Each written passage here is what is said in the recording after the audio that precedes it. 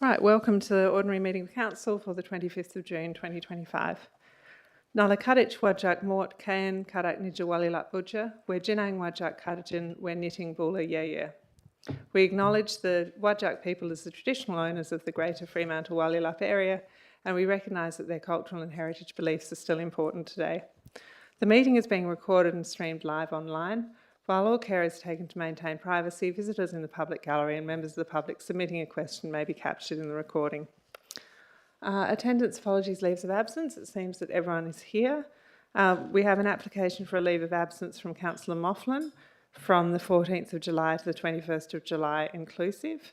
Do I have a mover for that one? Councillor Van Dawson, seconded by Councillor Graham. All those in favour? And that's unanimous. Do we have any other leaves of absence required? Nope. Do we have any disclosure of interest by members? Councillor Sullivan? Yes, thanks. We've got audit and risk on the agenda, so my standing disclosure of interest in ARMC 25063, the Emerging Issues Report. A property that is discussed in that report is in part owned by a person who happens also to be an owner at Donnelly River, where I own a part owner of that business. So I will declare a financial interest and leave.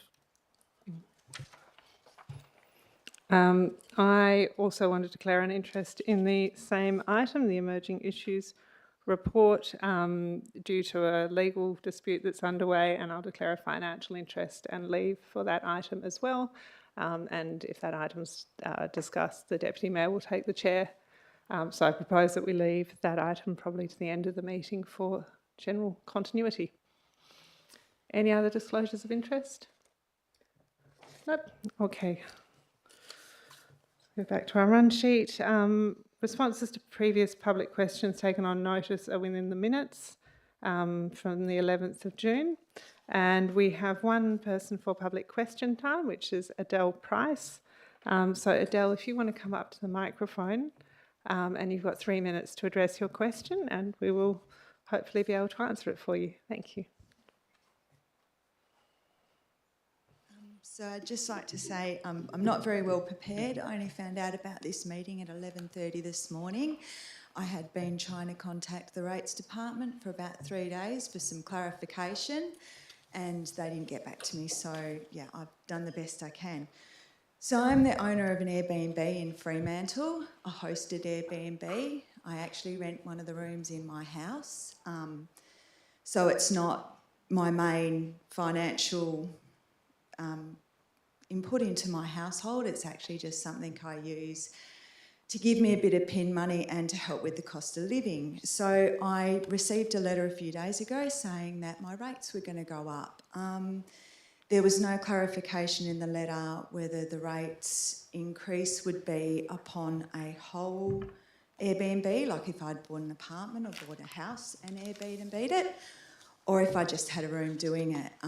So that was what I had to wait to hear about. And I found out that I was actually going to get my rate increase at the same amount as somebody who had done a whole apartment or a whole house. So I kind of thought that was a little bit unfair. My Airbnb earns me less than $20,000 a year, quite considerably less than that. And I have frequently taken it off for permanent rentals or when kids boomerang, which they tend to do quite often these days. So for me to lose an extra $900 a year in rates is considerable, especially at the moment with the cost of living crisis. Also, for that, I thought that maybe we were going to get given some extra bin space or something, which I actually don't require for my Airbnb. But from what I can guess, we just get the extra rates. We don't actually get anything back for that. So what I would like the council to think about is I actually have quite a few friends who do this as well. We don't have a whole apartment. We don't have a whole home. We're not taking away from the rental market. We're not impacting anybody else. But what I do have is a lot of older travellers who come and stay with me who can't afford $400 a night, or don't want to stay above a pub. I have a lot of people who go to the hospital who stay with me. I have a lot of young people who are travelling, especially young women who are travelling, who feel safer staying with me than they do at our backpackers, and I'm actually cheaper than a backpackers. So yeah, I just wanted to put that in and let you guys know that we're not all the bad guys and we're not all adding to the rent crisis. You know, some of us are just people who live in Freo who share our space. And yeah, thanks. Thank you, Adele. I'll ask the Director of City Business to respond to that question. Councillor Sullivan, your microphone is still on too. Thank you. Thanks for the question, Adele. We have updated our approach to align more closely with the state government's recent change in legislation and the system changes that have come with that for short-term accommodation providers. This does mean that every property that is on the state government register will be subject to the residential short-term accommodation differential rate from the City of Freo. Tourists utilising short-term accommodation do access infrastructure, facilities and services across the city more broadly and not just at the properties that they are staying in. So it is important we have a mechanism to cover any cost associated with that.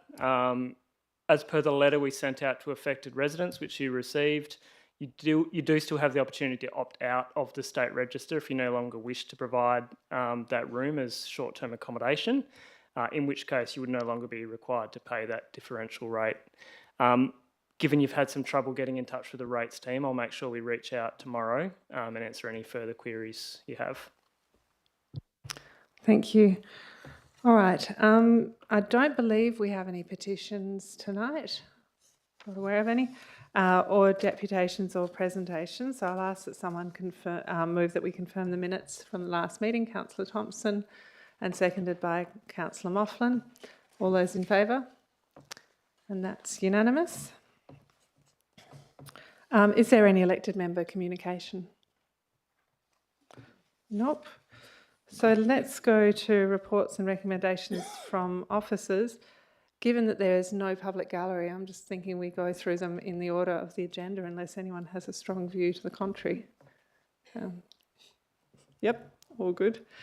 All right, so the first item is a review of a couple of the local laws. Do I have a mover for that one? Councillor Lorber, and a seconder, Councillor Thompson. Councillor Lorber.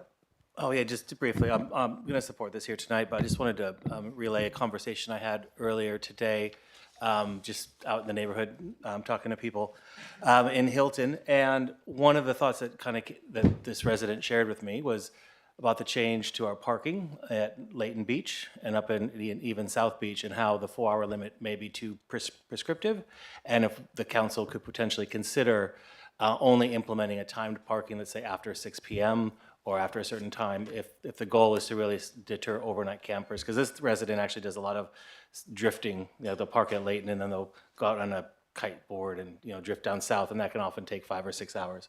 So, I just wanted to flag that as something for us to maybe look at in the future. But what was before us today is acceptable for now. Thanks, Councillor Lorber. Anyone else on the item? Nope. Okay, I will put that to a vote. All those in favour? And that's unanimous. The next one is the active reserve hire policy. And I'll ask for a mover for that one. Councillor Van Dawson, and the seconder, Councillor Thompson. I understand Councillor Van Dawson has flagged a deferral, but I just wondered if there were, you may want to open debate in case there's other people who wish to speak on it before you do that. Yes, thank you. So just to start, just wanted to thank the officers for their reporting on this, and particularly the community consultation process. There was just something, and as the Mayor mentioned, I had flagged it a deferral, but I think there's another way we can potentially address this. We were contacted by members of the Fremantle District Cricket Club just regarding their submission that they made in relation to the policy, which is included in the community consultation report in the attachment, and it's actually referred to as a notable submission. And I believe that in reviewing that submission, I think there's some really valid concerns raised in there, and I was just surprised that when I spoke to them that they hadn't, or we received the email as well, that they hadn't been addressed at all. So on lodging the submission where they raised their concerns, the only contact they received from the city was the sort of formal response, thank you, we've received your submission. But there were some things there that I'd like to be addressed. And I just think there might be a little bit of oversight there. So I just sort of wanted to. So I think in principle I have no objection to the policy. And I don't know that they do, but they have raised some valid concerns. And I did flag a deferral so that perhaps officers could use that time to consult with the Fremantle District Cricket Club regarding those matters that were raised, and just to give some comfort. And I have worked with other clubs in the area on similar issues that have been raised in relation when the plan came up for adoption as well, the Active Reserves Strategic Plan. I just haven't got the title in front of me at the moment. But so I have sort of worked with other clubs on this, and I know the intent of officers and how we do, and we'll be treating our clubs and giving them the priority, and I have that comfort, but I think we do need to continue our consultation with the club just to work through and discuss those matters raised. But I don't feel that they, in my view, directly relate to the policy, so I am happy to, just subject to discussion tonight, I'll see what everyone sort of says, but I'm happy, but would suggest an amendment, just a minor amendment to the officer's recommendation, and that would be just to add an additional part 3.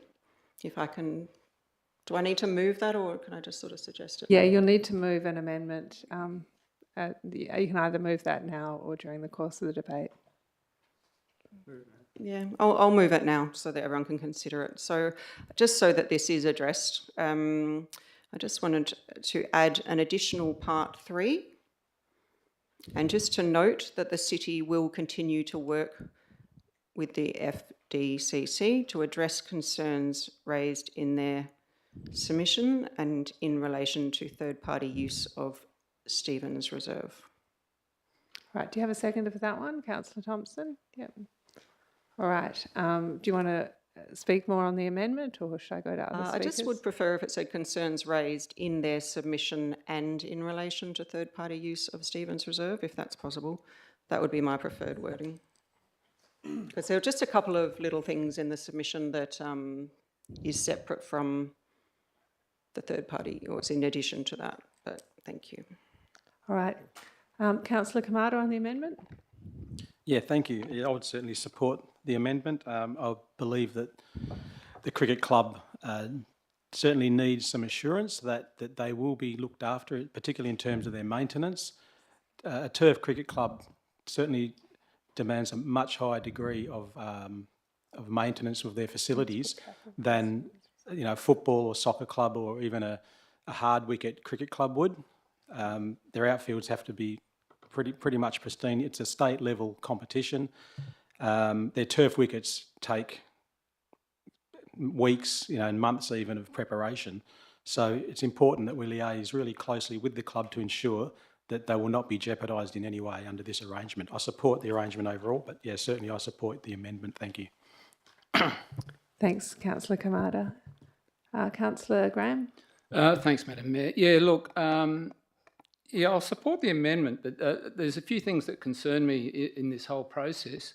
Councillor Kamada and I met with the President and Secretary of the District Cricket Club, and they were concerned that Stevens Reserve had been described as a local sporting field and not a state sporting field. And in the officer's attachment, their submission clearly indicates that they're not a neighbourhood park. They are a state level club that require perhaps a little bit more treatment, a bit like the South Fremantle Footy Club at Fremantle Oval, a bit like Fremantle City Soccer Club up at Hilton, a bit like the Royal Fremantle Golf Club even. So, but I was under the impression from that meeting, and I may be wrong, that they were meeting with the CEO or the CEO was going to meet, and I don't know the outcome of that, because when you go to the actual policy, there's nothing on there about what any of these reserves are. They are just they are all just classed as active reserve locations within the city. So we don't know whether they're being classed as local or state or, and I'm not only just talking about the cricket club here, but, Bruce Lee Oval, I mean, what's that classified as? So we've got about 40 pages of consultation and a policy of 4.5 pages or 4.25 pages that doesn't make a great deal of sense. So, look, if this is going to satisfy the cricket club, I'm happy to support it, but I'd like the CEO perhaps to clarify where it all ended up in the mix, because I have asked a number of times and haven't had an answer. And as I said, my understanding after the meeting with the troops from the cricket club that they were meeting either with the CEO or somebody at the city to clarify their position. Alrighty, so I'll get an officer comment on that one from the director. Thanks, through the chair. So my understanding is that it's not classified as a district grounds for various criteria reasons around the facility that it provides, main roads and its positioning. However, that doesn't take away in any way from the city's commitment to the Oval. And so just pointing out through the management program, which falls out of the lease, that guarantees the city's commitment to maintenance, both through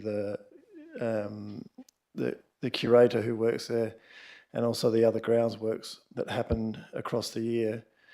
And in terms of use of the site, it's stipulated in the current lease draft as well as in the policy that no other programming can be booked on Stephen Street without the city consulting the cricket club.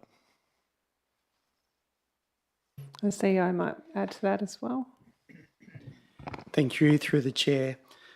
I think there's a couple of issues that are being put together here that aren't joined in this resolution. So this policy is all about what we do with the sporting reserve when it's not being used by those who have either booked it for seasonal basis or have a lease with us to use it.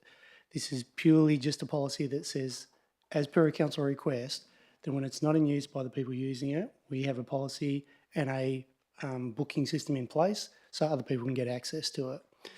And in this policy, it says clearly that it's subject to approval from the people who use the reserve first. Yep. All this is doing is allowing us to allow other people to use it when it's not in use or primarily in use. There is another policy that stipulates how we rate a sporting reserve, and we are looking at that. And the Fremantle District Cricket Club have raised that concern directly with me as well. And we have had that conversation in the background. There's also a lease with the Fremantle District Cricket Club, which talks about how we maintain the oval for them and how they get access to it. And that's a separate agreement removed from any policy that council has and is a direct agreement with the cricket club itself and has been reviewed a couple of times over the last couple of years. So this policy, to be clear, this policy is basically providing an opportunity for council to set the parameters on how we let our sporting reserves get used by other people when they're not being used by the main sporting clubs. And it's quite clear in there that it's subject to the sporting club agreement. How we categorise a reserve is under another policy, and we'll be looking at that and discussing that with the cricket club and have been involved in a conversation with them through the lease agreement at the moment, and that's getting close to being resolved, that lease agreement as well. So this isn't the document for that purpose. Thank you. Councillor Lawver on the amendment. Yes, just a question actually about, because the District Cricket Club mentioned one of their concerns was about having the field available on short notice for district events. So I was wondering, is there anything that would prohibit the district club from the cricket club, sorry, from booking the field for basically all possibilities and then relinquish it if they find out that they don't need it on those days? Is there anything prohibiting that? So through this policy, just like South Fremantle Football Club, by the way, for Freo Oval, if someone wants to use it, we liaise with them about that. Yep. So if someone comes up this week and says, I want to use it next week, we'd be talking to the cricket club about that, making sure they were comfortable with it and we understood what they were using it for. In exactly the same way we use Fremantle Oval. Yeah, so on the amendment, I mean, I support the amendment, but I think some of the concerns that are being raised are going to be dealt with through their lease negotiation anyway. So it confuses effectively the policy motion with something else, but I don't think there's any real harm in supporting it. And if it makes people feel reassured that they're going to get talked to, then that's fine. So if there's Councillor Williamson-Wong on the amendment. Thank you. Oh, something that happened when I was looking away. I was going to say, can we clarify what FDCC actually stands for? Thank you. Just gets better. All right. Can I put the amendment to a vote? Do you want to close? Yeah. Thank you. I just wanted to clarify a couple of things for Jeff. Just that issue of the local and state designations. So I think that's in the Community Sporting Reserve Plan, which relates to the policy which we adopted late last year. So when that came up, so that's where that classification comes in, which they've also raised in their submission, which as an issue. So that's why I've said for the city to officers to address concerns raised in their submission so they can speak to the Fremantle District Cricket Club. I understand, I think one of the key points that they wanted to know, or I wanted to know actually, and I should have put a question up there, was whether that classification does impact their lease or pricing or fees or anything, or whether it's just sort of a classification. So I just hope that it doesn't actually restrict them from any maintenance opportunities or say in anything, or, you know, anything. So I think it's just, I'm not quite sure, but we can talk about that separately, as it does relate more to the Community Sporting Reserve Plan, not the policy itself. Yeah, and I agree, the amendment in relation to third-party use of Stevens Reserve, that does relate to the lease, and that's why I very much wanted to say that I would like City Office to continue working and consulting with the club to address the concerns raised in the submission, because that does relate to what we are considering tonight, which is their notable submission towards this policy. And while some of the matters raised in their submission actually relate more to the plan and their lease agreement, I still think it's fair that, and I know our officers do work in good faith with our clubs, and yeah, so, and they'll be looked after. So yeah. That was just to close, so I hope you'll all support the motion as amended. Thank you. All right, so I'll put the amendment to a vote. All those in favour of the amendment? And that looks unanimous, I think. So back to the item as amended. Were there further discussion on the item as amended? I just wanted to comment that I do think this is an important piece of work, and it hasn't been easy because it does mean, in a sense, disrupting what people feel is the status quo. Whether it actually does that in reality is a different thing, but it's actually formalising something that's really important, which is the fact that we don't have abundant green space just waiting for someone to come up with a good idea. We are really constrained, and we have to use all our green space to the maximum amount possible. And I think the last few weeks with the farmers markets is a good example of why we need to have sort of policies in place that enable us to use these reserves in an orderly kind of way rather than a scramble. You know, so I think we're not going to get any more green space. Like, the amount of green space we have now is the amount of green space we're going to have pretty much forever in Fremantle, as far as I can tell. So using it more effectively as the population grows is pretty important. So I think it's actually a really important piece of work that's taken quite a while to do, and that everything else can be washed out through the individual lease agreements with various clubs that will reflect their individual circumstances and locations. All right, should I put this one to a vote? All those in favour? And that's unanimous. Thank you. Working group information report. Do I have a mover for that one? Councillor Williamson-Wong, seconded by Councillor Van Dawson. Did any of the chairs of the working group wish to speak?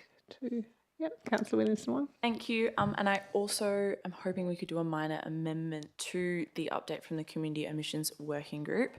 In the report, or in the agenda, it says that the LCA is the life cycle assessment is coming to a council meeting in May, but we are of course past this. So I was just hoping we could update that to say that the LCAs in DAs were approved for trial. And sorry that I didn't get that to you earlier, Mel. But the only other update is that we're progressing towards having a draft action plan to present back to council, which I'm really looking forward to a discussion on. And yes, thanks, Jenny. Oh, Councillor Archibald, apologies for the book this evening. Cool. All right, so we don't need to move that as an amendment because it's just a good pickup. Councillor Van Dawson? Thank you, Madam Chair. I just wanted to talk to the City Plan Engagement Working Group and the North Fremantle Plan. So both those, well, the City Plan and the North Fremantle, or City Plan for North Fremantle is also, they're both out for advertising at the moment. Both of those plans had workshops recently. There was one on Friday night for the City Plan, which I was very sad to have missed. And then I did make the one for the, North Fremantle, yes, I know, for the North Fremantle Plan, and was really impressed by the turnout there. So there's obviously a lot of interest from the community on these plans, which is great. So I hope we get lots of good quality feedback through consultation process, and noting North Fremantle one is, I guess, in early days. But yeah, that's all I wanted to say as an update from those working groups. Thanks. Excellent. All right, well, if that's all on the working groups, I will put this one to a vote. All those in favour? And that's unanimous, thank you. Which brings us to the adoption of the annual budget. So we're going to move the amended officer's recommendation, which is up on the screen, I think. Somewhere. Is this the amended officer's rec? Sorry, I just want to see what the amended one is before we move it, if everyone's good with that.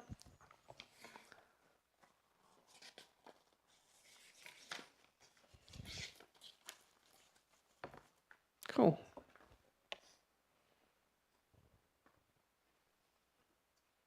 So you've got some green and red bits there around dates and amounts. Excellent. All right, so we know what we're moving. Oh, there we go. I'm happy to move that, if someone wants to second it. Councillor Archibald seconding it. All right, so here we are, annual budget. I have to say first up that it's been probably the smoothest budget process on the years I've been in council. I know there's councillors who've been here longer, but it feels like the work that we've done over the past 4 years around aligning the plans, doing the community strategic plan, the corporate business planning work, and then having budgets that actually line up with those means that everything makes a lot more sense when we come to a budget planning session, and it definitely feels much less chaotic to me. I hope it did for everyone else, because I think what we did was do a really good collaborative effort. We don't have the biggest budgets here in Fremantle, but my God, I feel like we try and make them go a long way. And the other thing that's really exciting this year is that we've actually got to a point where we have a long-term financial plan and a clear forward plan, so that people can see the projects that are important to them, see that they've been planned out into the future, in some cases see that there's money sitting in reserves and sitting there ready to do those projects. Sometimes we do have to save up to do something, and it's kind of visible now that that is what we're doing. So I think it's responsible. I think, you know, we're growing as a community. It's interesting, in 21 we were under 32,000 people. We're heading towards 35,000 in the next 2 years. So all of that is increased demand on services and on facilities. So part of the responsibility we take is to make sure that we meet both core services, but also the amenity expectations, which of course are always growing and increasing. There's $3.5 million going into the upgrade and renewal of public infrastructure and amenity, which includes the old favourites of roads, footpaths and street lighting. And you might have seen a little social media post the other day. We're doubling our street cleaning capacity in the next year, which I'm personally pretty excited about. There's new playgrounds at Virginia Ryan Park, Horryong Reserve and Plane Tree Grove, or upgrades to the playgrounds there. which is, the business of local government is getting around and, making sure that the day-to-day lives of people are better. And sometimes that is, as simple as making sure the playground is new and exciting and safe. We're spending 11.5 million in maintaining parks, landscapes and natural areas, which includes our planting program, and we're spending more on the urban forest in 25-26 than we ever have before. So I know there's a number of councillors in the room who feel pretty strongly about that. I'm certainly one of them, and it's exciting to see that that's the direction we're going in. It's the third year we've done CPI plus 2%, and I think what we're seeing is that that's, it's starting to allow us to forward plan to make some headway in some of the reserves, to start to do some of the asset renewal we've talked about. Again, it's not big shiny projects, but it's just making the city sustainable, well maintained, all those things that we need to do. The long-term financial plan is like I said, it's hugely important. We've got the 10-year look ahead now, but I think we should also be proud of some of the things that we've done in the past year. We've done the Town Hall balcony, which looks amazing. Electrical upgrades at the Moores building. As people know, we've started the facade work at 38 to 40 Henry Street. The heritage buildings are an expensive commitment, and there's a significant amount of money that goes into them, and it's something that we should be pretty proud of. I think in the next year we've got 2.3 million going into our heritage buildings. We have upgraded the Leisure Centre gym, and from people who go to the gym, not me, but Councillor Thompson might have a view, I understand it's pretty good. We've purchased 2 new public toilet facilities. They're going to be installed in the CBD in the new financial year. Several park and reserve upgrades, shade sails at Griffiths Park, upgrades to Parmelia Park, new barbecues at South Beach, parking and footpaths at Samson Reserve. So we do spread ourselves well across the suburbs. Road, footpath and drainage projects. So we've done High Street and South Street and other road upgrades under the MRRG. Footpath upgrades at Atfield Street, Field Street, Wood Street, Paget Street, Swanbourne Street, South Street, Solomon Street, Martha Street and Leake Street, and drainage in Wongan Ave and Colic Street. As you know, or you may have heard, like literally heard, we're fixing up upstairs and to do the fit out for new tenants, which is exciting. And we've put more than 1.1 million into plant, fleet and equipment, and that includes the new footpath sweeper, the pool vehicles, primarily EVs, mowers and trucks. And I remember a few years ago on council sitting here and getting a state of the assets for our fleet, and it was pretty dire. We were driving some things that should not have been probably driven anymore, and I think it's important both for our services but also for our staff and their wellbeing and safety that we've upgraded a large amount of the fleet as well. So it's not a big, shiny, exciting budget. It's a sensible budget. It represents a collaborative process, I think, where everyone got a bit of what they wanted, and that's really what you need in a budget. But it focuses on green and it focuses on clean, and I think that's where we need to be at the moment. Councillor Lorber. Oh, great. I think pretty much says it all. The whole budget right there. Thank you for going through that, Mayor Hanno. I just wanted to say one thing. I'm supporting this tonight, like I hope we all do. But I think we did get maybe one thing wrong, which was only brought to my attention late last night, and I sent it through this morning, and that had to do with what Adele spoke with today. And that is on the short stay accommodation. I probably confused what we did on the 11th of June with the policy with what was in the budget. I guess I made an assumption that unhosted short stay would attract the higher differential rate, and hosted ones would be at a normal residential rate, but that's not what we've done here, or that's not what's before us. We can't change it now, but there's 449 properties that pay above the minimum that are on the short-term category. And 63 pay the minimum, which is the same as residential.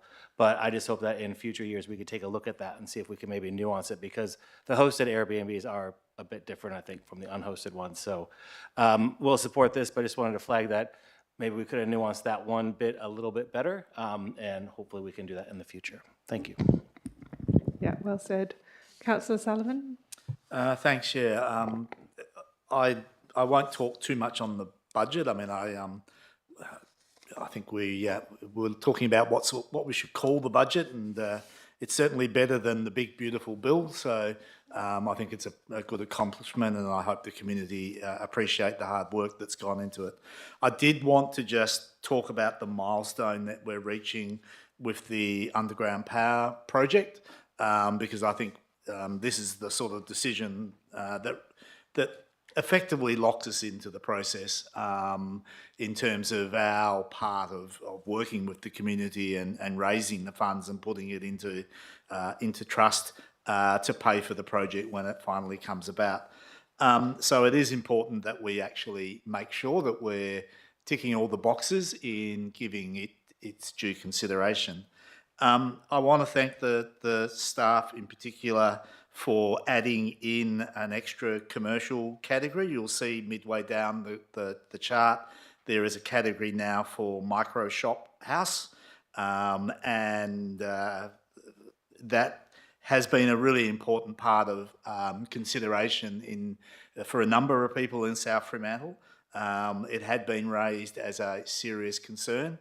To give you an idea, a person that might have a little shop below their apartment, where the shop was 25% and the apartment was 75% of the building, instead of paying a rate that might have been, say, in the order of $240 a year for their transmission service charge, they were going to get whacked with a charge of $842. So potentially in the order of 3 or 4 times more than what they would have been paying just as a residential unit in the same complex. And thankfully the staff also recognised that and took action and have changed that. They haven't landed down at the lowest rate they could pay as a resident in a unit, but they have certainly landed as an equal rate that would be charged to a single residential. So it's virtually halved the amount that a person in that situation would pay. And it presumably also means that very, very small commercial units aren't getting overly whacked with charges. So I thank the staff for that. The same person made some very other important comments, and I think they need to be aired. And they're not the only people who have said this, but there is genuine community concern out there as to why a state government monopoly, Western Power, is passing on the cost of infrastructure improvement to ratepayers. And I have a lot of sympathy with that point of view, and I think we all do. And I think a lot of the people in the community were of that opinion, that it did seem a bit off, but we're accepting of it because there's nothing else we can do about it. It's a monopoly, and it's happened to everybody else with underground powering one way or another anyway. But I did want to point that out, that there are people out there in the community who are genuinely unhappy with the idea that a monopoly government agency can do this to us. And they have also stated along the way that they will refuse to pay. So that's going to be a complication. And they have also said, some people, that particularly commercial owners, that they will sue the city, I'm not sure why the city, but not instead of Western Power, for all of the disruption that will occur in the streets as they go through. Hopefully not to the same degree of disruption that Alinta Gas and their mob have caused in South Fremantle. Hopefully it can be done more smoothly than that. Our job, though, is not Western Power's job. We don't have to justify how they operate, but our job is to act as the agent for the community in determining first whether our community wants to go ahead with this project, and if so, then acting as the collection agency to make the process work on behalf of Western Power.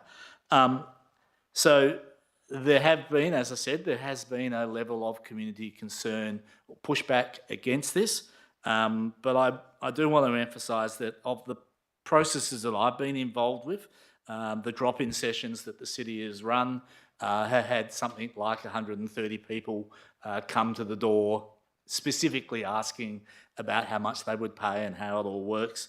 We've had probably over 100 people come to the local precinct meetings. We've had multiple meetings where the underground power conversation has been discussed.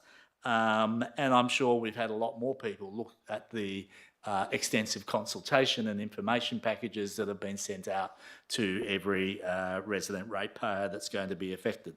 So I'm not seeing overwhelming opposition to this. So I think we can be, as a council, satisfied that the community is supportive of the project going ahead. They do see the benefits of it. No one wants to pay $7,000, obviously, but they do absolutely see the benefits of it in terms of their lifestyle, in terms of business, in terms of reduced disruption to business and householders, in terms of the landscape environment and the opportunity for more trees and the like. So I just wanted to make sure that other elected members took the opportunity to decide whether you are satisfied that our community wants us to go ahead with this project, because this is pretty much one of the most important decisions we make in determining that. I don't think we can kind of like do a U-turn after we start collecting the money for this. I mean, I guess technically it's possible, but I think we need to put our hands on our hearts and say, yep, I think the community is behind this. Let's move ahead. Thank you. Thanks, Councillor Sullivan. Councillor Williamson-Wong. Thank you.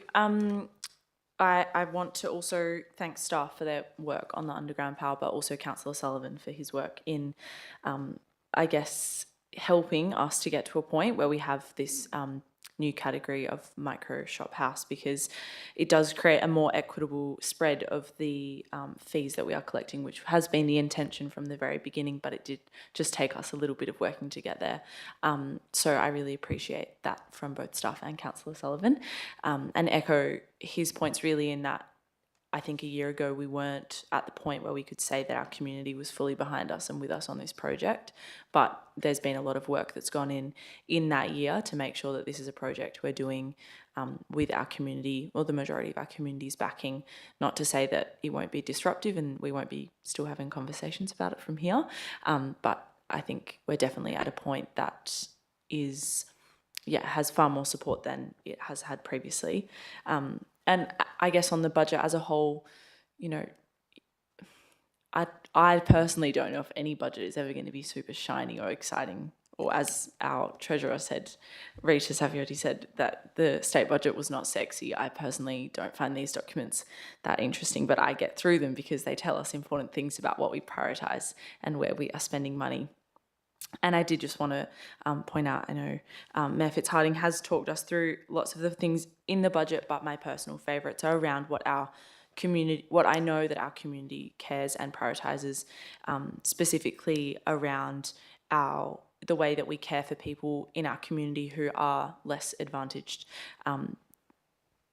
You know, we see that in the 15.9 million that goes into our community facilities, including the Fremantle Legal Centre, which we know does amazing things for people who are experiencing hardship and need legal support. And we also see that in the money that goes towards community safety, which I also hope and look forward to discussions around how we improve that system.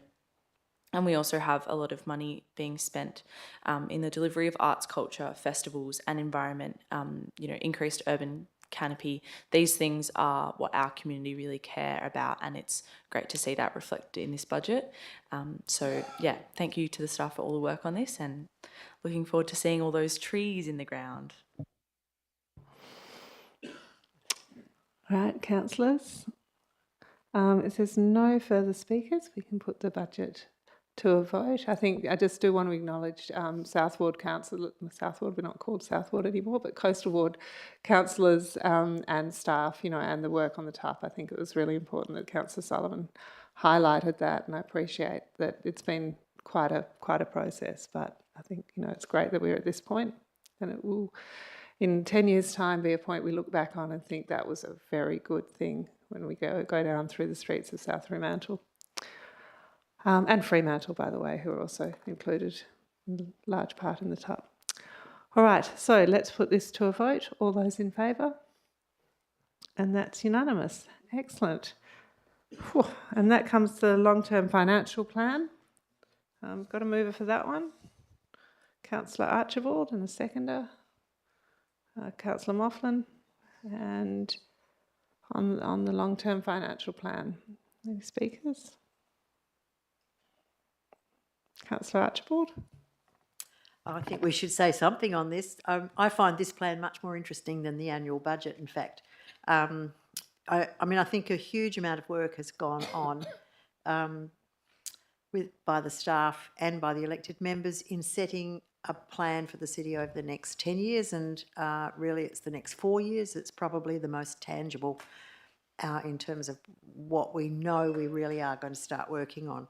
One of those is the Fremantle Oval, of course, but others are things like Booyambara Park, and there are many others that people in this room have been working on. So I think it's not easy to plan ahead, and we are a small city with a modest rate base. But I think some of the projects that are in that plan are very ambitious and will really set this city in good stead over the future. So I really look forward to seeing some of them happen. And of course, the one I keep going on about all the time, which people are very used to me talking about, is that of Booyambara Park. We had a meeting perhaps a week or two ago where we talked about what we plan to do over the next 4 years, which is in our budget, long-term plan. And it really does come home that project over those many 25 years has become a very serious rewilding project. And the work we're proposing in that 4 years, like the ephemeral wetland, the story circle and the amphitheatre will all be developed in ways that will fit into that ethos of the park being something of a rewilding project first and foremost.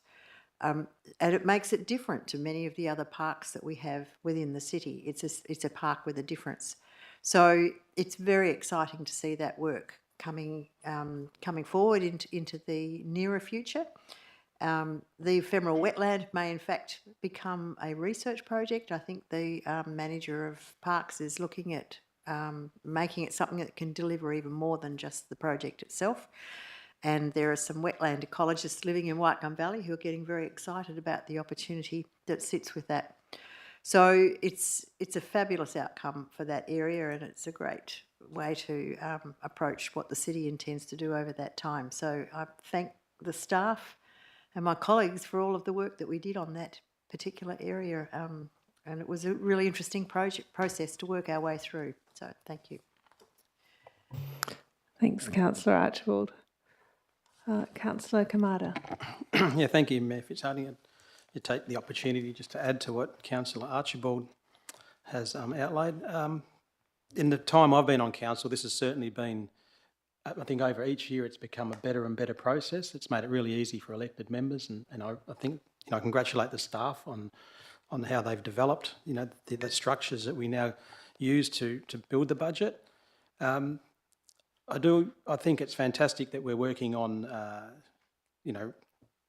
renewing existing assets. I think that's a really important focus. I think when you talk to people around town, they want to see our footpaths cleaner, they want to see our parks looking good, buildings, our beautiful historical buildings, obviously a point of contention at times in the city. So I think it's really good that we're focusing on those in this period. With a view to build our reserves for the future for some of the bigger projects that we're going to face. But I think the real challenge is going to be to overcome the fact that 60% of our income is from rates at the moment. And I know it's one we talk about a lot, and I've got faith in the staff, particularly, that there will be plans in place to eventually ease that pressure on our ratepayers. And rates will always go up slowly. The CPI is always going to go up, but if we can achieve that in the future, it's going to be a beautiful thing. Thanks, Councillor Kamada. Councillor Sullivan, sorry. Yeah, I just thank you, and I did reflect that if you've been on council on and off for 22 years, you kind of wish you had one of these documents 22 years earlier, because they are incredibly important, and it would have been nice to have signed off on at least 2.2 of them by now. The importance of them, though, I think needs to be understood and explained, because it's not just sort of a budget times 10. It is a really important strategic document in terms of the way we as a council and we as a city think about what our responsibilities are and what our priorities are and how we actually get to achieving those. And so by planning and putting all the projects and things that we want to do into a long-term plan, we can actually start to see what the health of the council budgets are at any given time.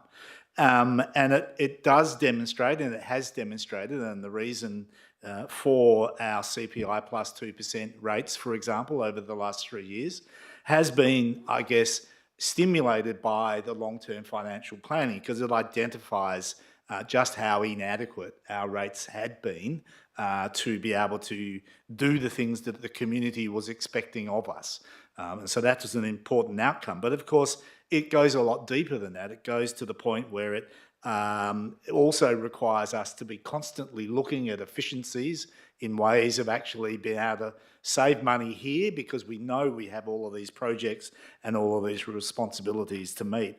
So looking for efficiencies, looking for our business units to be able to generate more income, again, to be able to stimulate that long-term financial plan to pay for it. But also, in planning as well, recognising that we as a city are struggling to be able to meet the expectations of a city on what is largely a suburban rate base.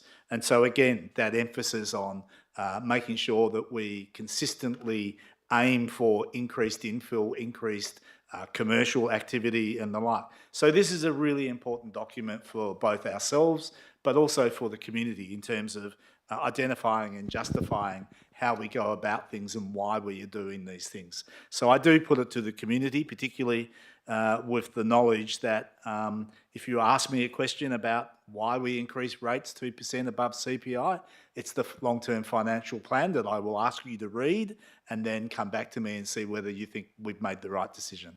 Thank you. Councillor Lorber. Yeah, it's just more of a question than a statement, and I'll be really brief. And I want to thank the manager for City Business for answering this the other night, just for all the dozens and dozens of people watching this online and dutifully reading the item before us. You'll notice that capital projects for this coming financial year are between 10 and 20 million. And if you go 26, 27, 27, 28, it skyrockets to 70 million. And between 60 and 70 million. So I just was hoping that the manager for City Business could maybe just provide some context as to why that graph shoots up so high. Thank you. Thanks. Through the chair, so we will start to see some major projects such as the Fremantle Oval redevelopment and the depot redevelopment start coming online in those years. The graph represents total expenditure of the projects, noting that some of those projects are largely grant funded. Councillor Thompson. Yeah, I just thought I'd point out that the last item and this item are probably two of the most important decisions that council makes in a year, and it's actually encouraging to see there's actually nobody in the public gallery. So I think you take what you can and I think that's actually a good sign. So I just thought I couldn't help pointing that out. No, Councillor Thompson, I think what I'm going to say follows on from you, and that is that that there were periods in the past where we couldn't get through a budget conversation without people talking about FHI. Does everyone remember FHI, financial health indicators, and calling into question whether we had the credibility to deliver anything that we said we were going to deliver? And there is no such conversation tonight. And in fact, I had a look on the My Council website And lo and behold, for the past 5 years, we've exceeded all of their benchmarks. We've done better than every single benchmark that they list on the My Council website. So even if there were people in the public gallery calling for our heads, we could point to that and say, well, look, here we are, independently benchmarked, doing really well. It's kind of, it's not sexy, as Councillor Williamson-Wong quoted, but actually doing planning, doing long-term planning, mapping these things out over time, doing the work for the city plan that then leads to a scheme that then hopefully leads to more ratepayers. It's not sexy, but it delivers the outcome that we need. And I think we as a council should be pretty glad that that's the situation that the work we've put in has got us to, with both our work and the work of the officers. So I'm excited about the long-term financial plan. I'm sure we'll look at it lots of times over the coming years, and things will move and shift and change as they do, but at least we know what the blocks are that are being moved now, rather than having to kind of pull it out of the air, which is really good news. So I commend it. Any other speakers on this one, or put it to a vote? Let's go to a vote. All those in favour? And that's unanimous too. Good stuff. All right, I'm going to ask if the following items. So on your run sheet, the emerging issues report needs to be dealt with separately, but could people let me know on that page, so C2506 to 15, down to the ARMC 8, if there's any items people want to speak on? Councillor Mofflin, which one? Which one of you? What do you want to speak on? Sorry, 7, ARMC 25067. Yeah. Please. Yeah, it was 7 and 2 from Audit and Risk. All right, so I can move those without 2, 3 and 7, everything on that page, on block. Everyone clear what we're doing? Okay, so I'll move all the other items on that page on block. Do I have a seconder? Councillor Kamada, and all those in favour? And that's unanimous. Okay, just do the paperwork to catch up. All right, so ARMC 25062, Councillor Mofflin, did you want to move that one? And the seconder for that, Councillor Thompson. Councillor Mofflin. Thank you. So, yeah, I've just got a couple of comments to make in regards to the audit actions update, and then also a question for staff just to provide some additional clarification on the recent audit that was completed by the Office of the Auditor General in regards to management of purchasing cards. But before I do, I just wanted to, for those who may not have seen the details around the Audit and Risk meeting, we welcomed our second independent member to that committee last week, and Mr. Brad Pearce joined us, and we look forward to his contribution to that committee in an ongoing fashion, and also the robustness that having 2 independent members brings to that.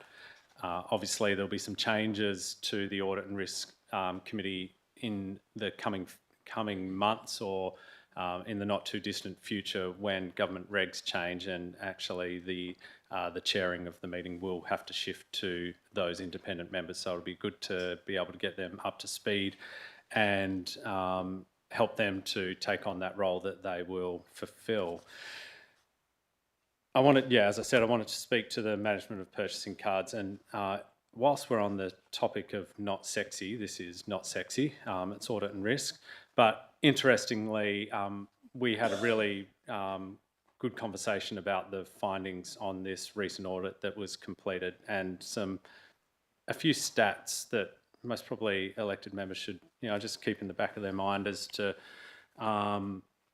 the use of purchasing cards in the City of Freo. So there's ballpark 40 cards that are floating around in the organisation at the moment. And, if you just have a look at this month's expenditure on purchasing cards in the ballpark of $40,000 in a month, and so, give or take, that's $500,000 a year, which is spent on purchasing cards. So whilst, it may seem like it's not necessarily, it's small expenditure. There is a large number of those expenditures that occur across the city, and that adds up. So important to make sure that we've got the right controls in place to manage that that expenditure. One of the, I suppose, the key parts of the conversation that we had as part of audit and risk was that we didn't feel, and working through the information that we had, that there is a concern in regards to misappropriation of funds or misuse, if you like, of purchasing cards. But what we really want to make sure is that the integrity of council isn't called into, or that the integrity of council isn't challenged. And I think to be able to close out some of these findings that the Office of the Auditor General has identified will ensure that the use of credit cards, or purchasing cards rather, particularly for hospitality use, will make sure that it's well understood by our community and by staff as to the appropriateness of that.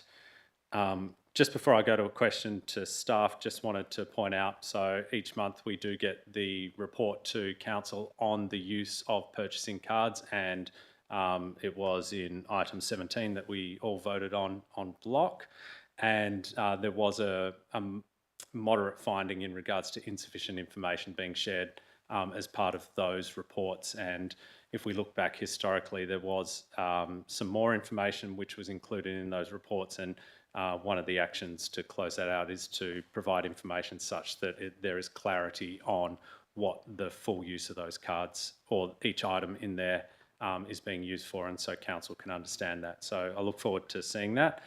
But question to the officers in regards to the significant finding, and if we could just share a little bit of background around what that finding was, how the Office of the Auditor General came to that, and the process for us to be able to close that out. Thanks, Councillor Moughlin. I'll go to the Director of City Business. Through the chair, so there are a number of large metropolitan local governments that participated in the purchase card audit. The significant finding that was received as part of that audit related specifically to the use of purchase cards for food, beverage and hospitality expenditure for business purposes. The guidance we received through the audit is that we could perhaps improve guidance in our own policies and procedures on what would be seen as an appropriate use of purchase cards for that type of purchase.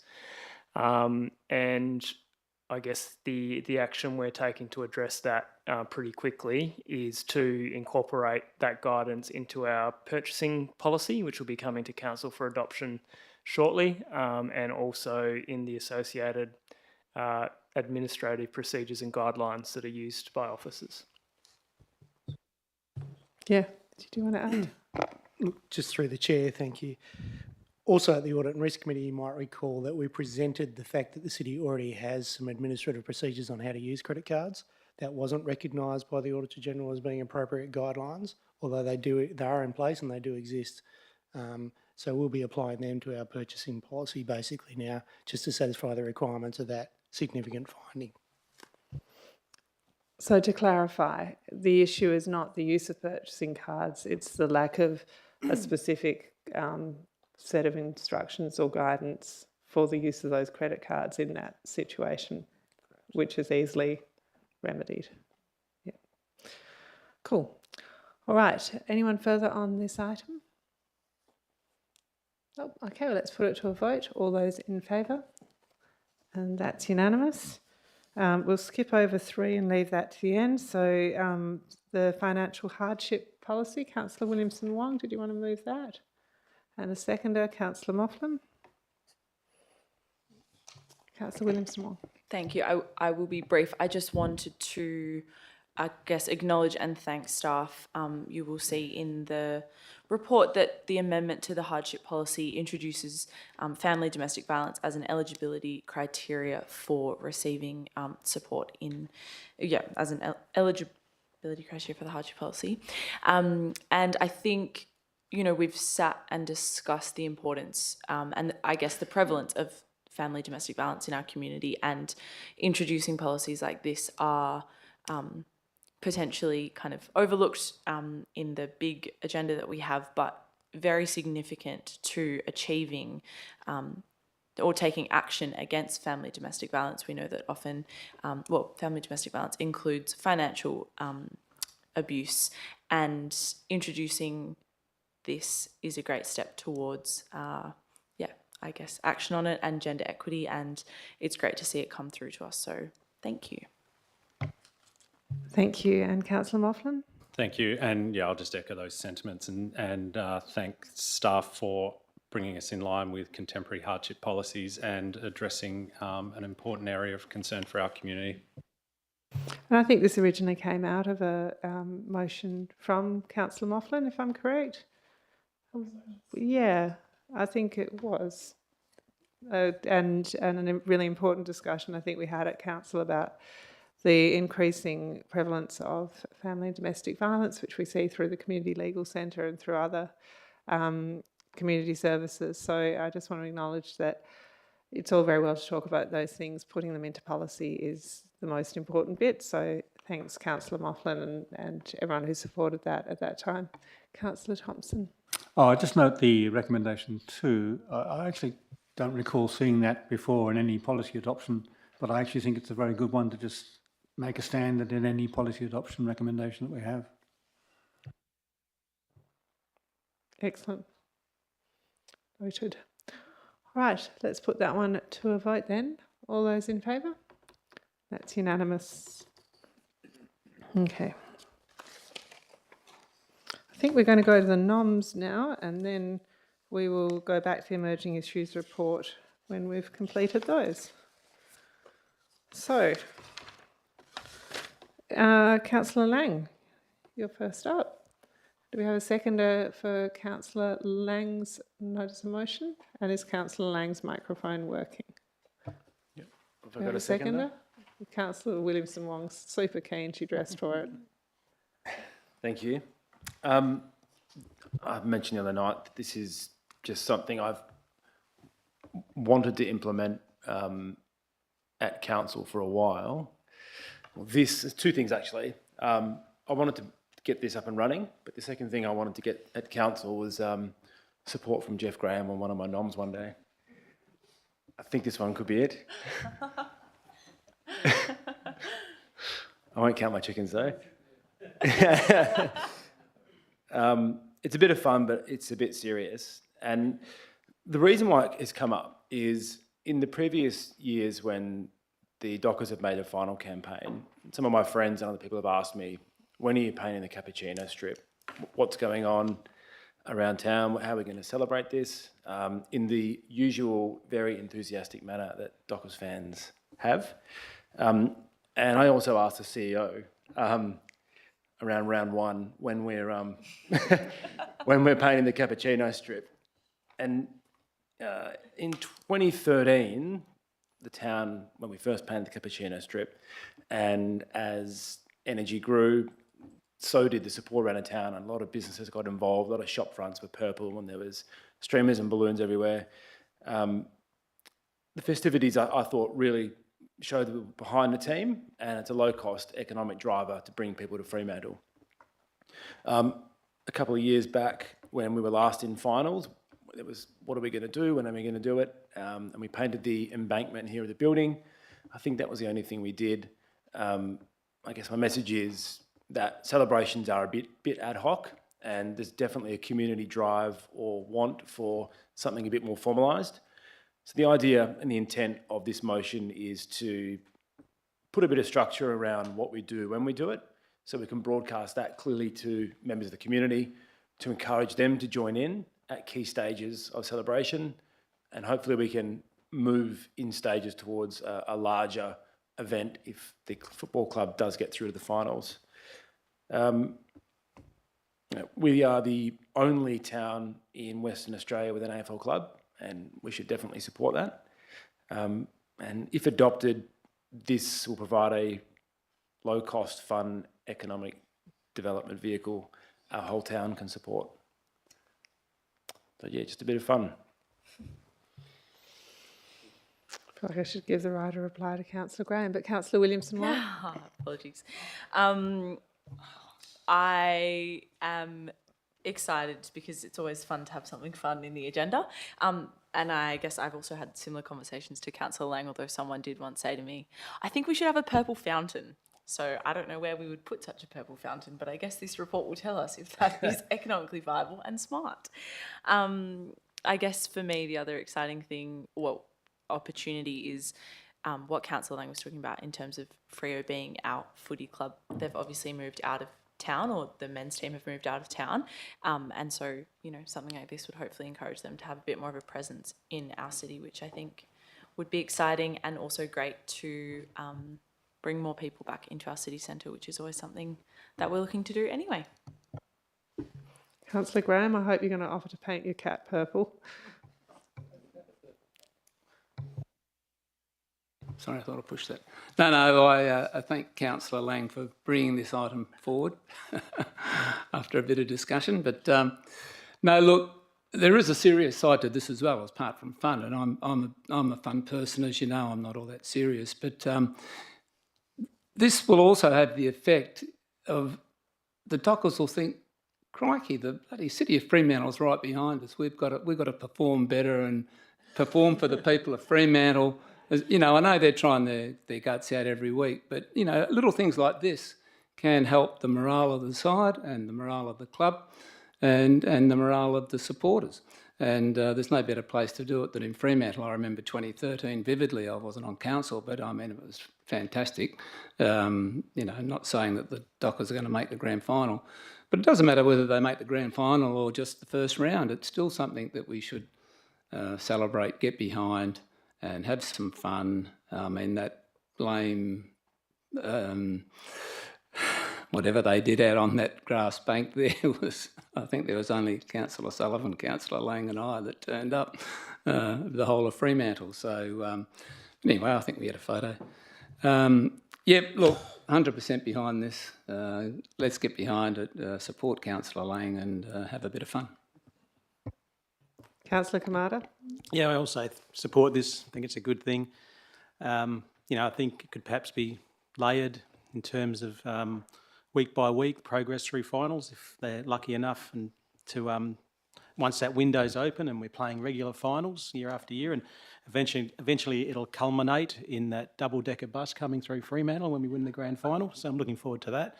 But I also love the idea that it's not restricted to the AFL and AFLW, that we've got many great sporting personalities and teams that come out of Fremantle. So, who knows what other opportunities there will be to celebrate in the future. Excellent. I think we have an amendment foreshadowed for that sort of end as well. Councillor Sullivan. Thanks, yes. Just noting firstly that I'm not sure why all the other members in this chamber did not get the memo about wearing something purple tonight, but that's disappointing. But anyway, Councillor Williamson-Wong and myself have kept that tradition going. I'd also declare that I'm a tragic, and I won't thank Councillor Lang in advance because I am going to the football this weekend, and thanks very much for almost guaranteeing that the Dockers will lose. I wanted to, though, having made those two jokes, expand it out into the fact that what this is really about ultimately is an economic development strategy, and it should form part of our economic development strategy that's been worked on at the moment. Because what we realistically need to be able to achieve in this festival city, this city that likes to celebrate and likes to have activities going on in the street and in the venues and the like, is the capacity to always be able to relatively quickly or over a long period of time put on a show.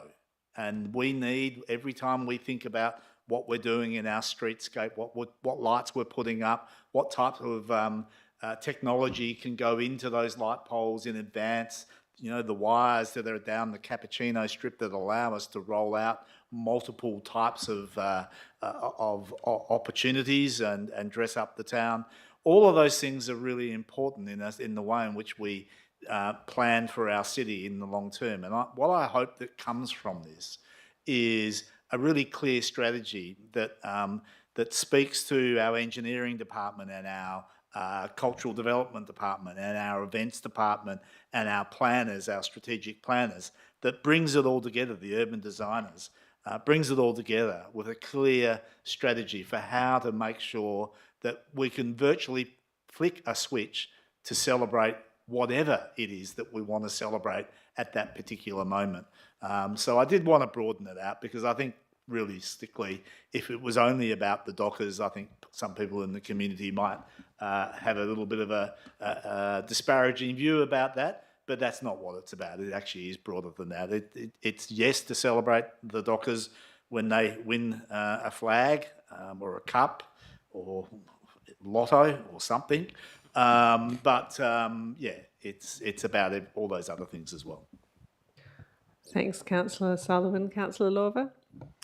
Yeah, I just echo what Councillor Sullivan just said about the economic fun that this can bring to our city, the economic and the fun that this can bring to our city, and look forward to supporting it. And I appreciate that we're focused on when the Dockers or when a sporting club gets to the finals, instead of with some years when the peak hype is in the preseason and starting then and seeing it continue on through the entire season. But no, looking forward to seeing this get implemented. Hopefully it can be implemented this year. Councillor Thompson, you had an amendment that you drafted So for this. I just like to move my amendment. Do we have a second As a there? recommendation, Councillor Moughlin is happy to second that. Probably already debated this by de facto, but did you wish to say anything further? Oh, look, I don't know. I think it speaks for itself, and while strictly not directly connected with the Dockers, I think it actually raised this issue for me that in the past we have actually had a method of recognising achievements by both sports people and clubs. We used to have the Sporting Wall of Fame, and then we had the Walk of Fame. And so it suddenly occurred to me that and I recognise the economic strategy approach to this, but it did make me think that we probably need something that will actually both recognise but also memorialise the achievements of our sporting clubs and our sports people. So I just thought it would be it's an appropriate opportunity for us to actually recognise that and to do something about it. So I would suggest to officers that maybe when you look at this, it's not just about the single event, but it's about how do you recognise and, if you like, memorialise the achievements of sporting clubs and people associated with the City of Fremantle. So that's the basis of my amendment. Councillor Graham?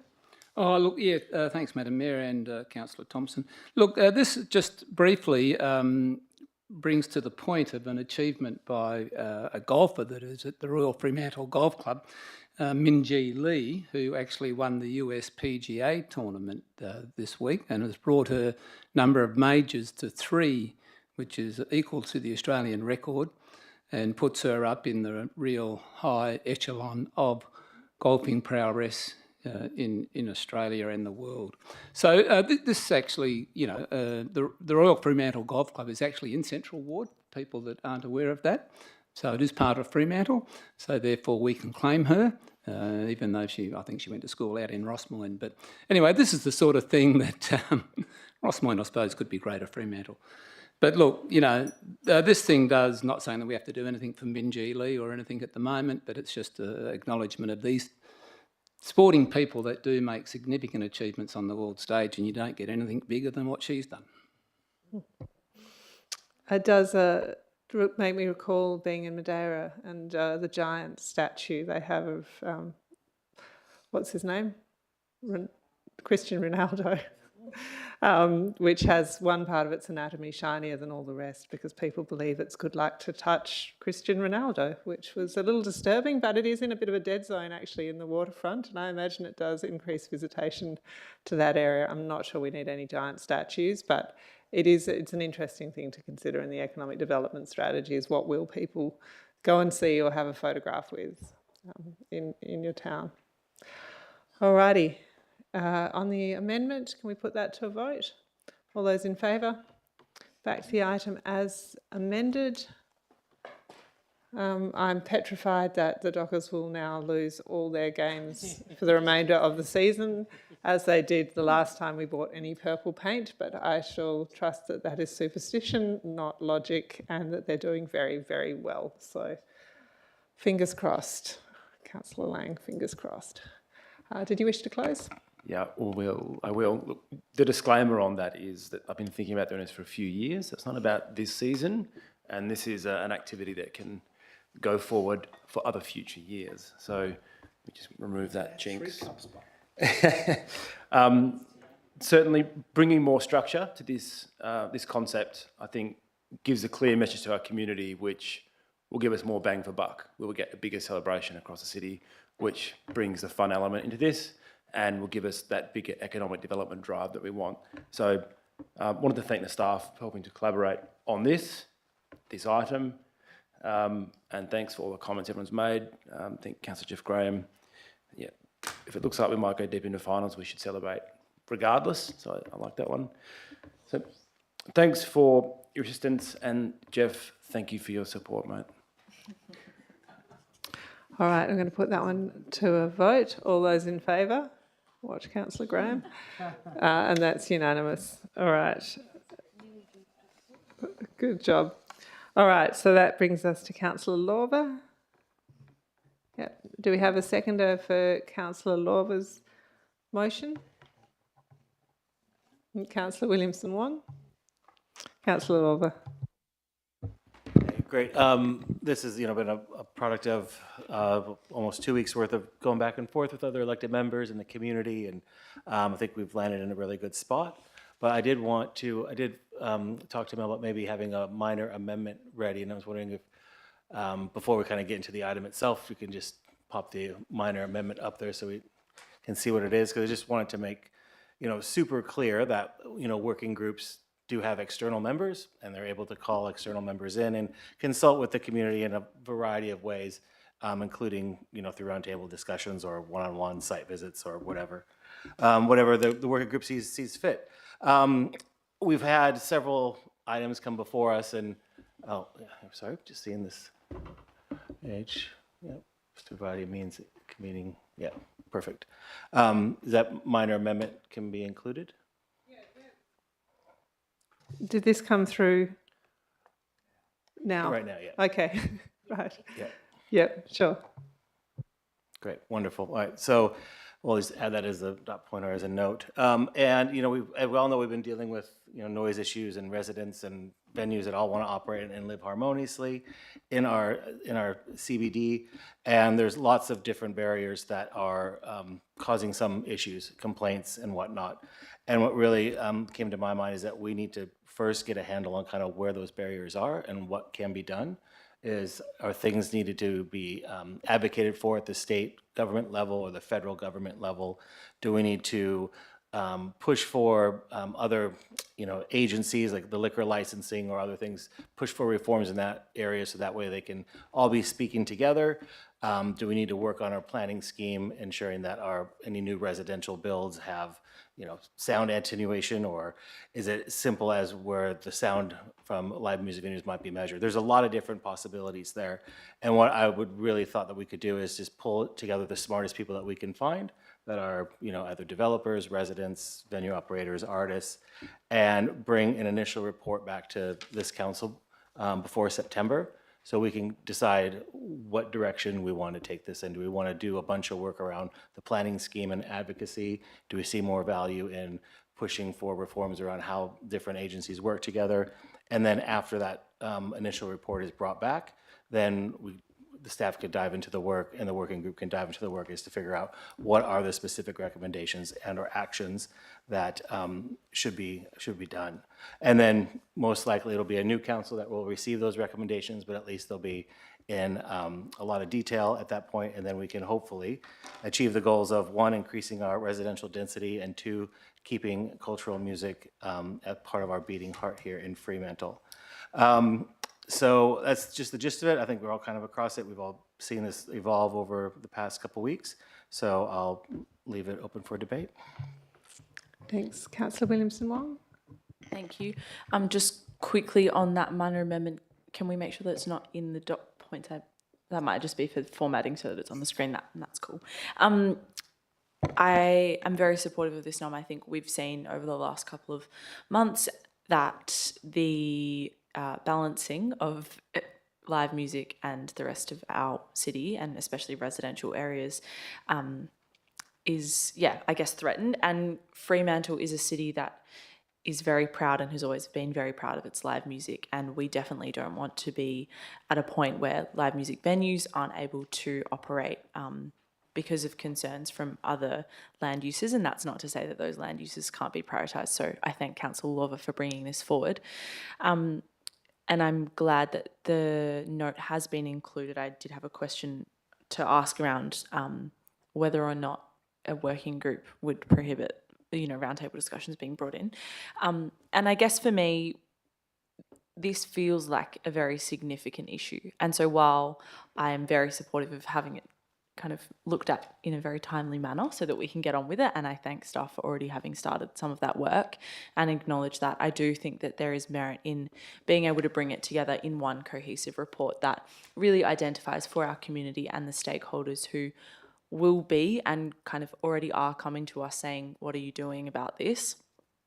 That there is a document that says this has been the investigation and this has been the outcome, and this is what we're going to do about it. Because to me, that's what a working group, the benefit of that, the governance structure that we have been implementing in working groups means that there are minutes and there are actions. And this is an issue where we're going to get a lot of eyes on this work and the investigation and kind of the conversations that we have. So putting it through a working group format to me feels logical. So happy to support this nom this evening. Thanks, Councillor Moughlin. Thank you. I support the sentiment of the motion and agree that, from what we've seen over the last couple of months in terms of development applications in front of us, that it's critical for us to get this right. Just a question in regards to working groups and the like, and question to the CEO in regards to establishing one. Is it required that the development of that working group then needs to come back to council for council to vote on or approve what that working group looks like and how it functions and the like? As a question. Through the chair. There's two sorts of working groups. There's a working group I can put together and a working group council can put together. I think because of the speed of this, it will be required really to be a working group I put together. Okay, thank you. And maybe to that point, is it appropriate for us to make it clear that that's a CEO working group that would be required to do so?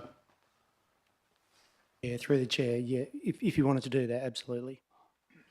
I'll leave that with Councillor Lorver to consider as part of that. And I think, particularly with that speed, what we are going to see is that, anything that does come back to council is, what I would expect to come back to council is to be able to say, this is where we should be putting our efforts. It's not necessarily going to be, detailed information. It's going to say, here are the opportunities for us to explore as a council and consider putting more energy behind it. It's not going to come up with the answers itself. Councillor Sullivan. Yeah, thank you. I do support this. I don't support it in isolation. I think all of the things that are being suggested, whether they be roundtables or a working group, they're all part of the same inquiry in the sense. And I use that word specifically because I think that's where we're at. A working group might sound like it's going to suddenly be able to solve the problems. I don't think the initial phase of this working group will be problem solving. I think it will be an inquiry as to what are the types of things that we should focus on, and then it'll be a long time before solutions are put in place. There is always a risk that when people see a problem, and we clearly have recognised that there is a problem that does need to be fixed here, the risk is that people in their own little bubbles, their departments, their expertise, rush off and say, well, I know how to fix that. I'll just change the town planning scheme or change the noise regulations or whatever. And those things in isolation, or that approach in isolation, is probably not what we need here.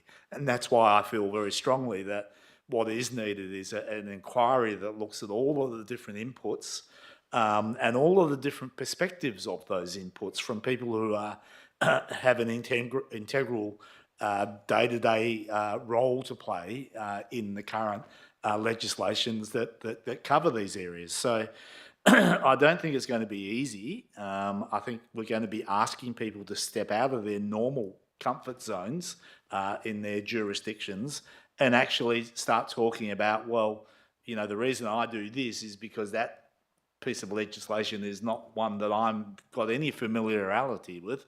I'm not responsible for that. I don't even entertain a change in that area. So, or it's liquor licensing's problem, or it's, you know, the liquor enforcement unit's problem, or the like. So, I've seen that constant buck passing in a whole range of environments, whether they be through planning applications, whether it be through liquor accords that we've had in the past, where none of that ever seems to come together and get properly resolved. And until we actually identify the opportunity to bring some of those things together, we'll still be arguing about this in a long time to come. It's not our singular problem to fix, but no one else seems to be championing how to fix it. Local government is very well placed because we are one of the only agencies that actually deals with all of those matters collectively. We still do it individually, but we actually are a planning agency. We are a health agency that deals with environmental health. We do get asked to be involved in liquor licensing. We do see where liquor licensing doesn't relate to planning and doesn't relate to environmental health. You know, our officers are dealing with that, and it's our community. So we are very well placed to be able to at least have an inquiry and bring some of that back and be able to then utilise that as an advocacy strategy that we will probably go through WALGA with because that's the next step, but also hopefully work with the different agencies, whether they be the Apartment Advocacy Agency or WAM or hospitality industries. They're all involved, and they ought to probably have the same kind of outcome in mind, because we want a vibrant city. They all want that. So if we can do this well and do this right, and it might take a while, I think it will be very worthwhile for the city, our community, and for, hopefully WA as a whole. So I do commend it. Thanks, Councillor Sullivan. Councillor Thompson? I had some sympathy. I quite liked your proposed alternative motion about facilitation of a series of roundtables, but I recognise that a working group and roundtables can work in very much the same way. I guess the only issue I would have with the current recommendation there is it's very prescriptive. So the change that I would prefer, and which I would support, would be the words for consideration before, provide more detailed recommendations for consideration for the end of this year on the following, to change to for consideration before the end of this year, including some of the following. Because I think the issue with the working group is that the working group itself is the one that needs to set the parameters for what it's going to look at. So while we could give some suggestions, once the working group's set up, it really should examine that process and in the way of a kind of round table. So they might come up with a whole different set of criteria that's more important to them. So I just don't think that it is useful for us to be prescriptive in the recommendation. Councillor Lawver, you'll close if you speak. I just want to speak to this bit here as the mover of the motion. I think, Just want to offer one minor change to what's there, because this, again, is prescriptive. We're saying including some of the following. We could say before the interview, including any of the following the working group deems appropriate. yeah, we'll just get the CEO to make a Sorry, comment. the manager of governance just made a good point. Maybe we say including but not limited to the following. Yeah. That's where I was going to. Yep, okay. So we've got that in there. Yeah, so I did put together an alternative, and I think it was really, I think we're all agreeing on the substance, and it's a question of the process. What we're doing now is amending this to try and probably get to a similar outcome. So, I mean, I'm fairly comfortable with that. I guess where I was at was the faster process is better. So, I mean, if a working group doesn't need to come back and it can be a CEO-chaired working group or CEO-established working group, that's a good thing. There's reasons I want it to be quick, and I think one of those is that there's no really current developments in front of us where this is a hot issue. Like, it's been quite hard to talk about this when we've had really specific examples in front of us and a lot of people focused on them. So we're in kind of like this great window now where we can have like a more theoretical conversation without hopefully having people overly kind of agitated or invested.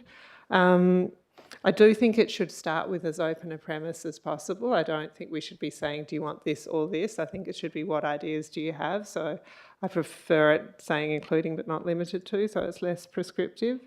I think we do need to, and this might be a question for the terms of reference or whatever comes next, I think we really need to be clear that issues to do with the planning scheme need to sit in a process that is about reviewing the planning scheme. So while we identify things that could potentially pop out and end up in the planning scheme, there will have to be a whole process for that. And I think that the level of formality around that process and the structures and governance we set up around that process needs to be a bigger and separate piece of work, because it is a significant piece of work.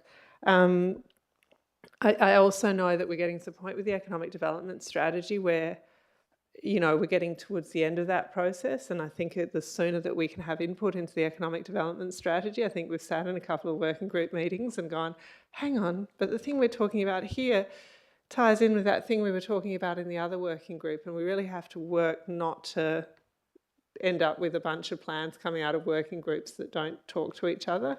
And this just has a slight risk of that for me with the economic development strategy. It probably needs to fairly quickly move so that those two pieces of work tie into each other.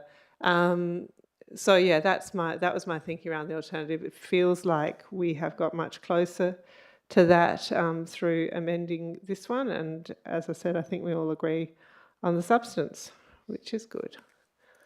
All right, was there another speaker who wanted to speak before Councillor Love closed? I thought I had a light on my screen and then I didn't. No, I did, but we resolved it with the small amendment. Oh, good. Excellent. All right, Councillor Lorber, did you want to close? Yeah, I just want to thank the Mayor for your support for this amended notice of motion before us right now. I do think that these issues are complex, and I think 2 months' time to just get that first look at it to see how we want to tackle them or where we need to tackle them or what more we need to know. I think it's going to be a quick turnaround, and hopefully whoever's on this working group is up for really diving in and having those conversations with everyone that we need to have. So I'm optimistic that this will pass, and look forward to this being established. All right, so I'll put that one to a vote. All those in favour? And that's unanimous. Excellent. Councillor Williamson-Wong. Thank you. I'll move that. Seconder for that one, Councillor Lang. Councillor Thanks. Williamson-Wong. It has been very interesting to draft this NOM. It kind of felt a bit absurd at times that despite the kind of clear evidence of the climate crisis, we're at a point where it's up to local governments to be kind of making position statements and potentially sending a letter. But since I was in high school, which I understand is not that long ago, climate change has really gone from something that we were expecting or planning for to something that we know we're experiencing every day. In WA, you only need to drive out of the city, and we know that we have widespread dead trees, the impacts of drought, and warming oceans. Even this morning at the coffee shop, there was a sign that said the driving reason for increased coffee prices was extreme weather events across the world where coffee's grown. So the science on climate is crystal clear. The climate is warming. The main reason for that is burning fossil fuels that we use as our energy sources. And when I was still in high school in 2015, this city did become a signatory to the local government climate change declaration. And when I was 18, the city adopted the climate emergency position statement that acknowledged the situation requires urgent action by all levels of government. So climate and climate action is not necessarily a new concept for this council to be discussing. And I guess when I was drafting this NOM, I had a few moments where I wondered whether or not it was worth it, or whether or not it was our place to be making, or to be having this specific discussion. As a local government, we aren't involved directly in this decision, of course, and I wondered whether it really was just a wasted headline. But really, our role as a local government is to represent the views of our community and to be an advocate and continued advocate for the positions that we already have. So we're constantly taking action in Fremantle because we recognise the science and we recognise the bigger picture, and it seems impossible that governments would or should be allowed to take an approach that pretends that we are just an island and the decisions elsewhere won't affect us, or our decisions won't affect people outside of our jurisdiction.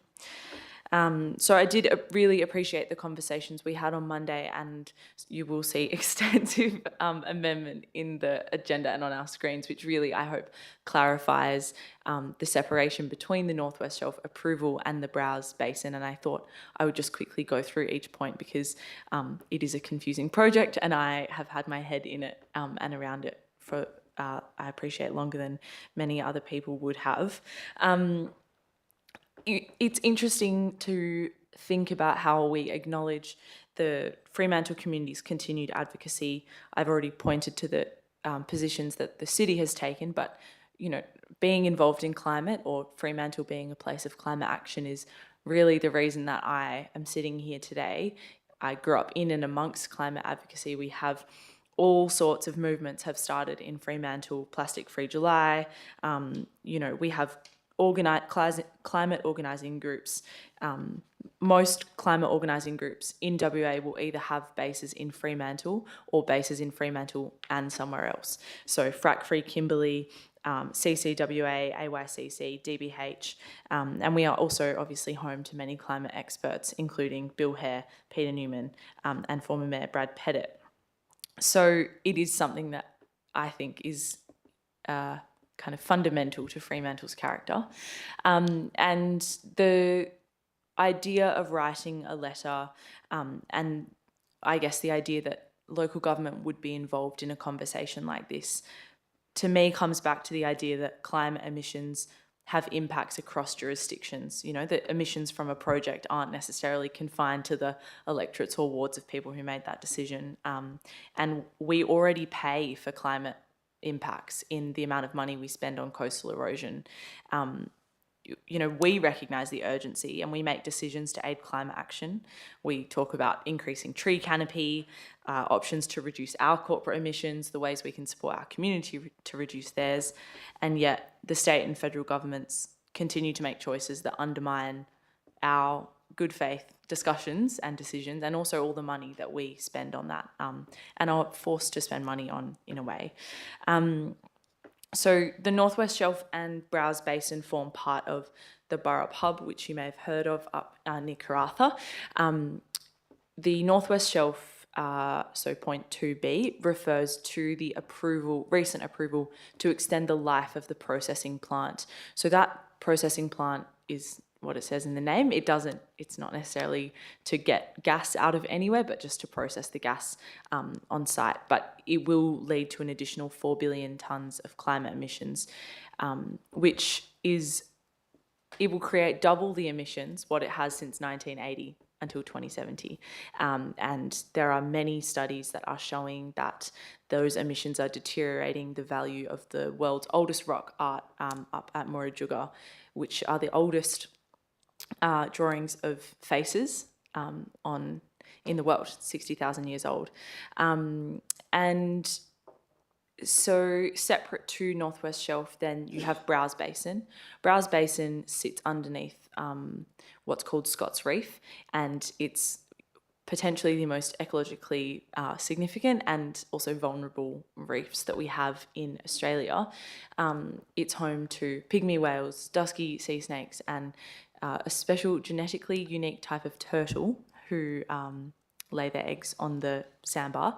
And the risk to browse is really around the emissions, of course, 1.6 billion tonnes of carbon, but also to those animals. The studies, the kind of preparation for that has shown that if you take gas out of browse, it will sink the reef. And so the subsidence will be such that that reef will be gone forever. And so those animals, specifically the turtles, will have nowhere to lay eggs or reproduce. So the inference being that they will go extinct. And I did want to just kind of explain that. I know it's a bit technical, but these decisions are important for us to understand because they do impact us in Fremantle. And so I guess for me, also the climate is such an intersectional issue that it impacts on everything else we also talk about. Councillor Moughlin and I mentioned that, family domestic violence has come into the financial hardship policy through extreme heat, through extreme weather events. We know that rates of violence go up. So it's not as though climate is its own issue that sits outside of anything else, or will only affect the reef. And these decisions really matter. They matter to our community, and they affect the way that people also, I guess, place trust in governments. And I think that it would not be right to have a discussion around it without also acknowledging that it's quite a distressing topic for many people. And while this NOM won't change the approval of Northwest Shelf, of course, and it is simply asking to write a letter to the relevant ministers and departments, it recognises that distress and outrage that the decision caused in our community, and it also reminds the other levels of government that Fremantle, the City of Fremantle, will not be bystanders to the decisions that destroy the values of Fremantle's community and city on climate. So I really hope that people will support this NOM this evening. Thanks, Councillor Williamson-Wong. Councillor Lang, I think you seconded. I wasn't actually going to say anything, so I assume we're all going to support this anyway. But just on reflection and listening to Councillor Williamson-Wong, the extension of the gas plant's lifetime and the opening of a new gas field and the $4 billion tonnes, of additional emissions that will come out through that period really make any effort that we do in this organisation to eliminate emissions completely pointless, beyond pointless, in fact.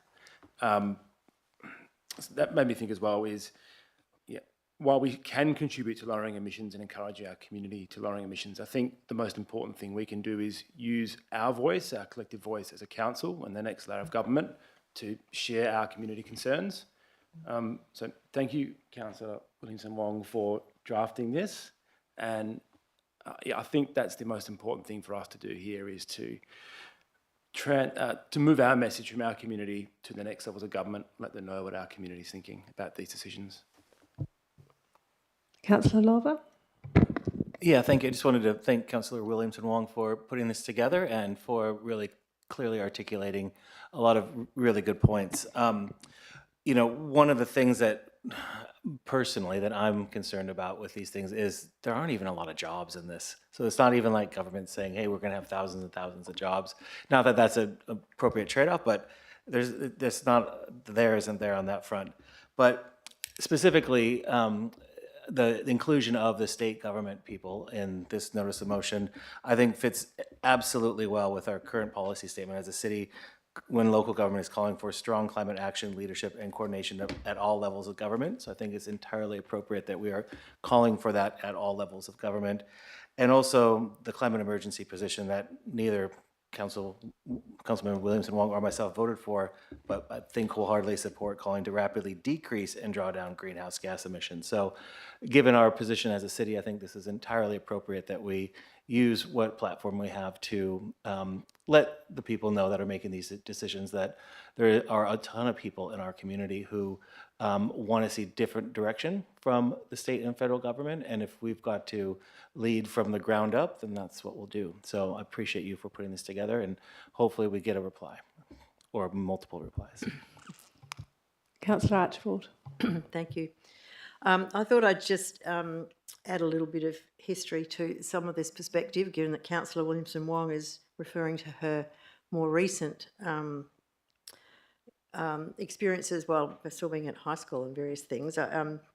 Back in the 60s is where I thought I'd start, because I know I have a book and I've mentioned this quote before, that in February the 8th, 1965, Lyndon Johnson put a special message to Congress, and the message was, "This generation has altered the composition of the atmosphere on a global scale through radioactive materials and a steady increase in carbon dioxide from the burning of fossil fuels."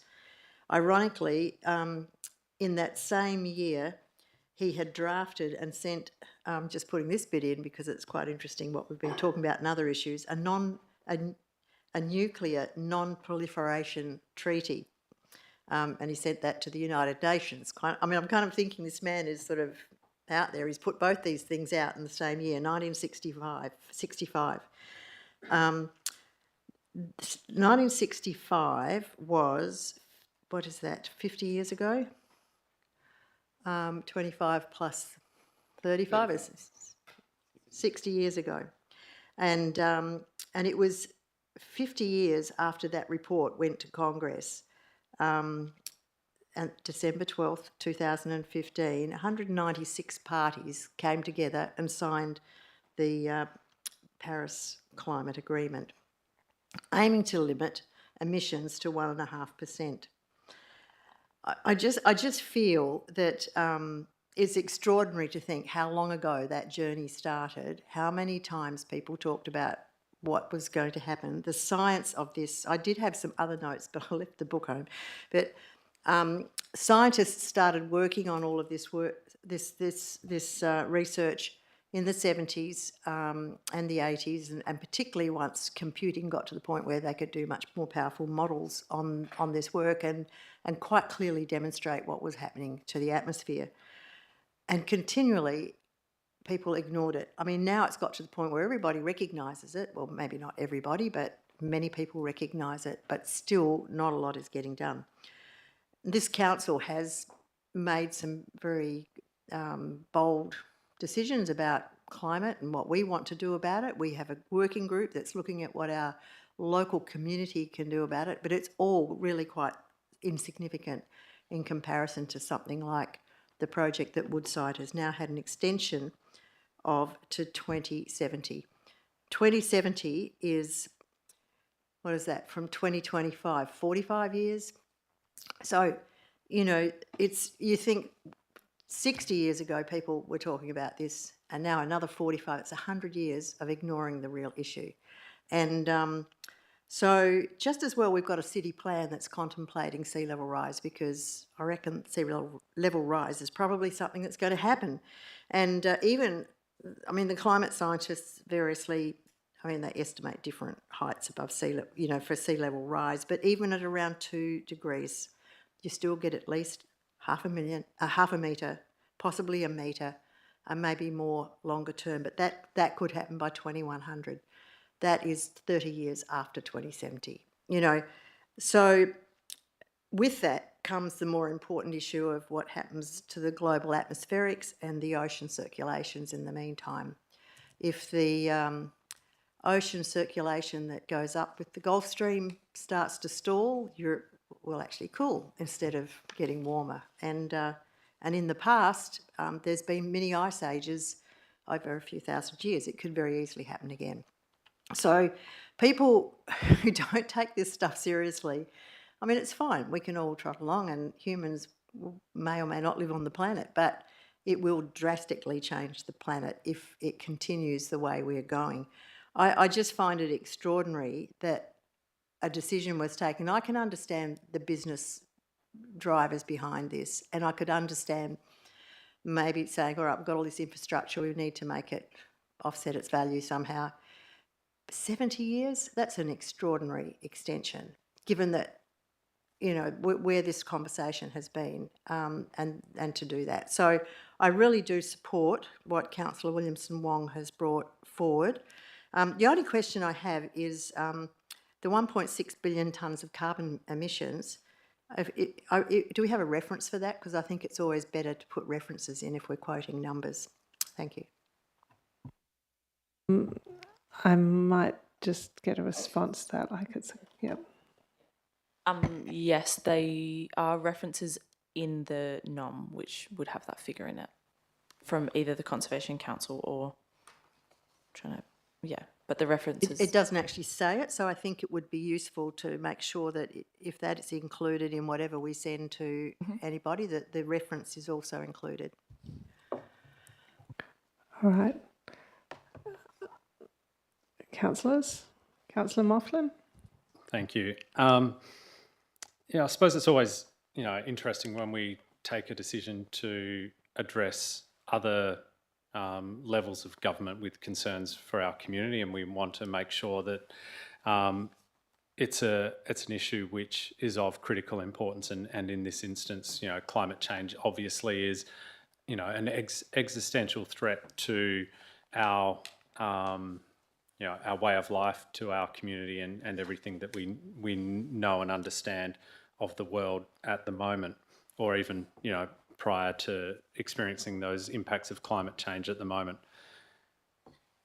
I'm most probably, you know, a little bit different on this one than maybe others, and I don't necessarily oppose industrial development per se. What my concern is, particularly around this, is that we have or federally there is a net zero target for 2050. Every other state in Western Australia, in Australia has an interim target for 2030, and Western Australia doesn't have a target for 2030. So for me, what my concern is that these decisions are being made in either a vacuum or in isolation, and what we're not then able to see and understand is, well, how are we actually going to achieve those targets? So we have federally that target of net zero, but this, I haven't done the numbers and understand everything else, but maybe it could, as part of another plan where there was a whole bunch of emissions reductions elsewhere, be able to contribute to achieving net zero by 2050. But these decisions are being made without any consideration for that totality of emissions across the country, and particularly in Western Australia, and what our interim position is, particularly 2030, knowing that there is a need for us to take accelerated action in regards to climate change. And I was trying to think of a particular way in which the notion of those targets could be considered as part of this, but I think as it stands at the moment, thanks Councillor Archibald, to make sure that we do include particular references to where those emissions fit. But for me, it's how does this contribute overall to, or rather, how are we as a country and as a state going to achieve those targets that we have set for ourselves? And at the moment, this is both the Northwest Shelf extension and any potential Browse Basin approval doesn't necessarily, or isn't able to demonstrate how that's contributing to achieving those goals. So I'm more than happy to support this advocacy on behalf of our community, and look forward to hearing some adequate responses and particularly future action to address those concerns. All right. Councillor Sullivan, I will flag that I've got an amendment to add in some words around decarbonisation as well. Councillor Sullivan. Thank you. I wanted to just fairly quickly address anyone out there in the community that has that sort of ongoing concern that why is council dealing with this? This isn't a local government matter. And because I think we do hear that from time to time, but this is a local government matter. I mean, we have to be serious about it. Today, I posted on one of my socials page an article which was about the Sydney City Council basically implementing rules about stopping new developments and large greenfields areas from having new gas in their developments. And we know that when we've talked about that here in WA, we've had ministers basically say, you're not touching that. We in WA seem to have this very different approach to the rest of the country, whereby gas is God. And we have to call it out because it's an embarrassment to ourselves and it's going to be an embarrassment to the country. You know, I've got to the point of frustration where it's no longer the Cook Cook WA government, it's the Let's Cook WA government. And that's really where it seems to have got to, because I don't have any doubt in my mind when you look at, for example, the 2070 target, I know that was made effectively more of a federal level decision. But the reality for me is they wouldn't have made it if they hadn't been extremely heavily lobbied by the WA government. And it does seem to me that we just are stuck in this rut in WA where we have to keep going. I recently, a local community person whose opinion I value extremely highly, when I was having a crack at Woodside the other day, said to me, oh, come on, Andrew, you know, your lifestyle, our lifestyles, wouldn't be as good as they were if it wasn't for the North West Shelf. Well, that may well be true. That doesn't mean that we in our community want to continue to accelerate the cooking of our planet. Yes, as Councillor Mofflin said, I mean, you know, we are a mining state, but the reality is there's some things when you know about them, you shouldn't keep doing. And this is very clearly one of them. As Councillor Archibald mentioned, you know, the question is, well, why 2070? I haven't yet heard, as a member of a community, someone that actually listens intently, I have not heard of a coherent argument yet that suggests why 2070. So when someone asked me the other day, I just said, oh, well, because that's what Woodside asked for. You know, that's what the industry asked for. There is no coherent argument being put forward to us as the citizens of WA as to why it should be 2070. If they came out and said, look, we've got to, you know, we want to phase it out, but they'll need till 2040 to do it, another 15 years, then and no new developments, then I think most people would say, well, that seems, you know, reasonable. You can't just pull the plug immediately.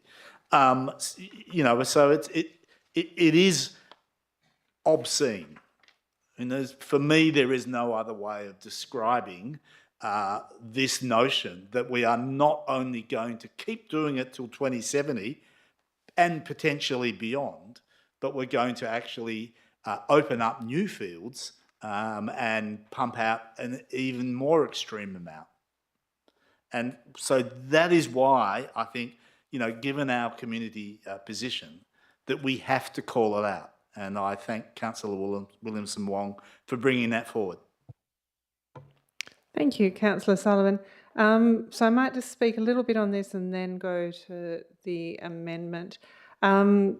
Fully support everything that's expressed in here. I don't usually give my personal views in council because I'm the spokesperson for the council and people don't want to know what I think, they want to know what the City of Fremantle thinks. But, you know, it feels like a battle that we've been fighting for an awfully long time, and it gets increasingly frustrating and increasingly sickening when you think about the future that we're heading towards at what seems to be an increasingly rapid rate. I really do want this to be an effective advocacy letter. There's a couple of things I wanted to put for Councillor Williamson-Wong to consider, perhaps while we're on the amendment, and she could have a look at in her closing. My understanding is that the $4 billion is predicated on the $1.6 billion coming from Browse. I don't think we should make the assumption that that approval goes ahead, because what we're asking for is that we really don't want it to. So I'm wondering whether there's some words in there that you might consider around, up to $4 billion, and I think in relation to Browse, almost to say would contribute, and it will contribute, because we hope to God we can stop it. But if it were approved, it would contribute. And I think we'd probably just change it to Scott Reef, which I think is the proper name for that reef. So just a few things there, really, because I don't want your efforts to be in vain if we haven't got the kind of the detail exactly right. But just consider those ones. I wanted to add in something about accelerating decarbonisation. So that's printed on the final page of the additional documents. I don't know if I've got a seconder for that. Haven't really checked. It's coming up on the screen. Maybe it's coming up on the screen. Cool. Is anyone willing to second that point? Councillor Moughlin, thank you.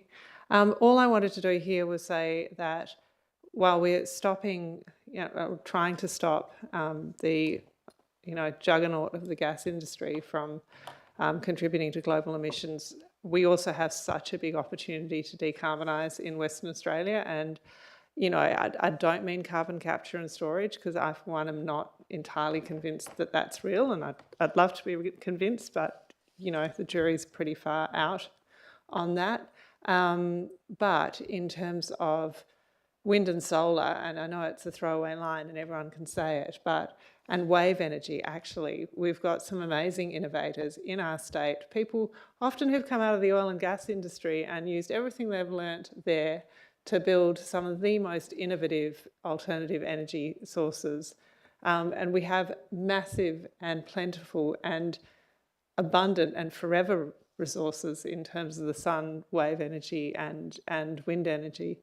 And we can't run it this quick enough. And I guess the barriers that stay in place to this are things like even port capacity. I've heard it sort of told about the amount of port capacity we need to actually be able to build all of the renewable energy infrastructure we need. It's all through the supply chain. There are constraints to this.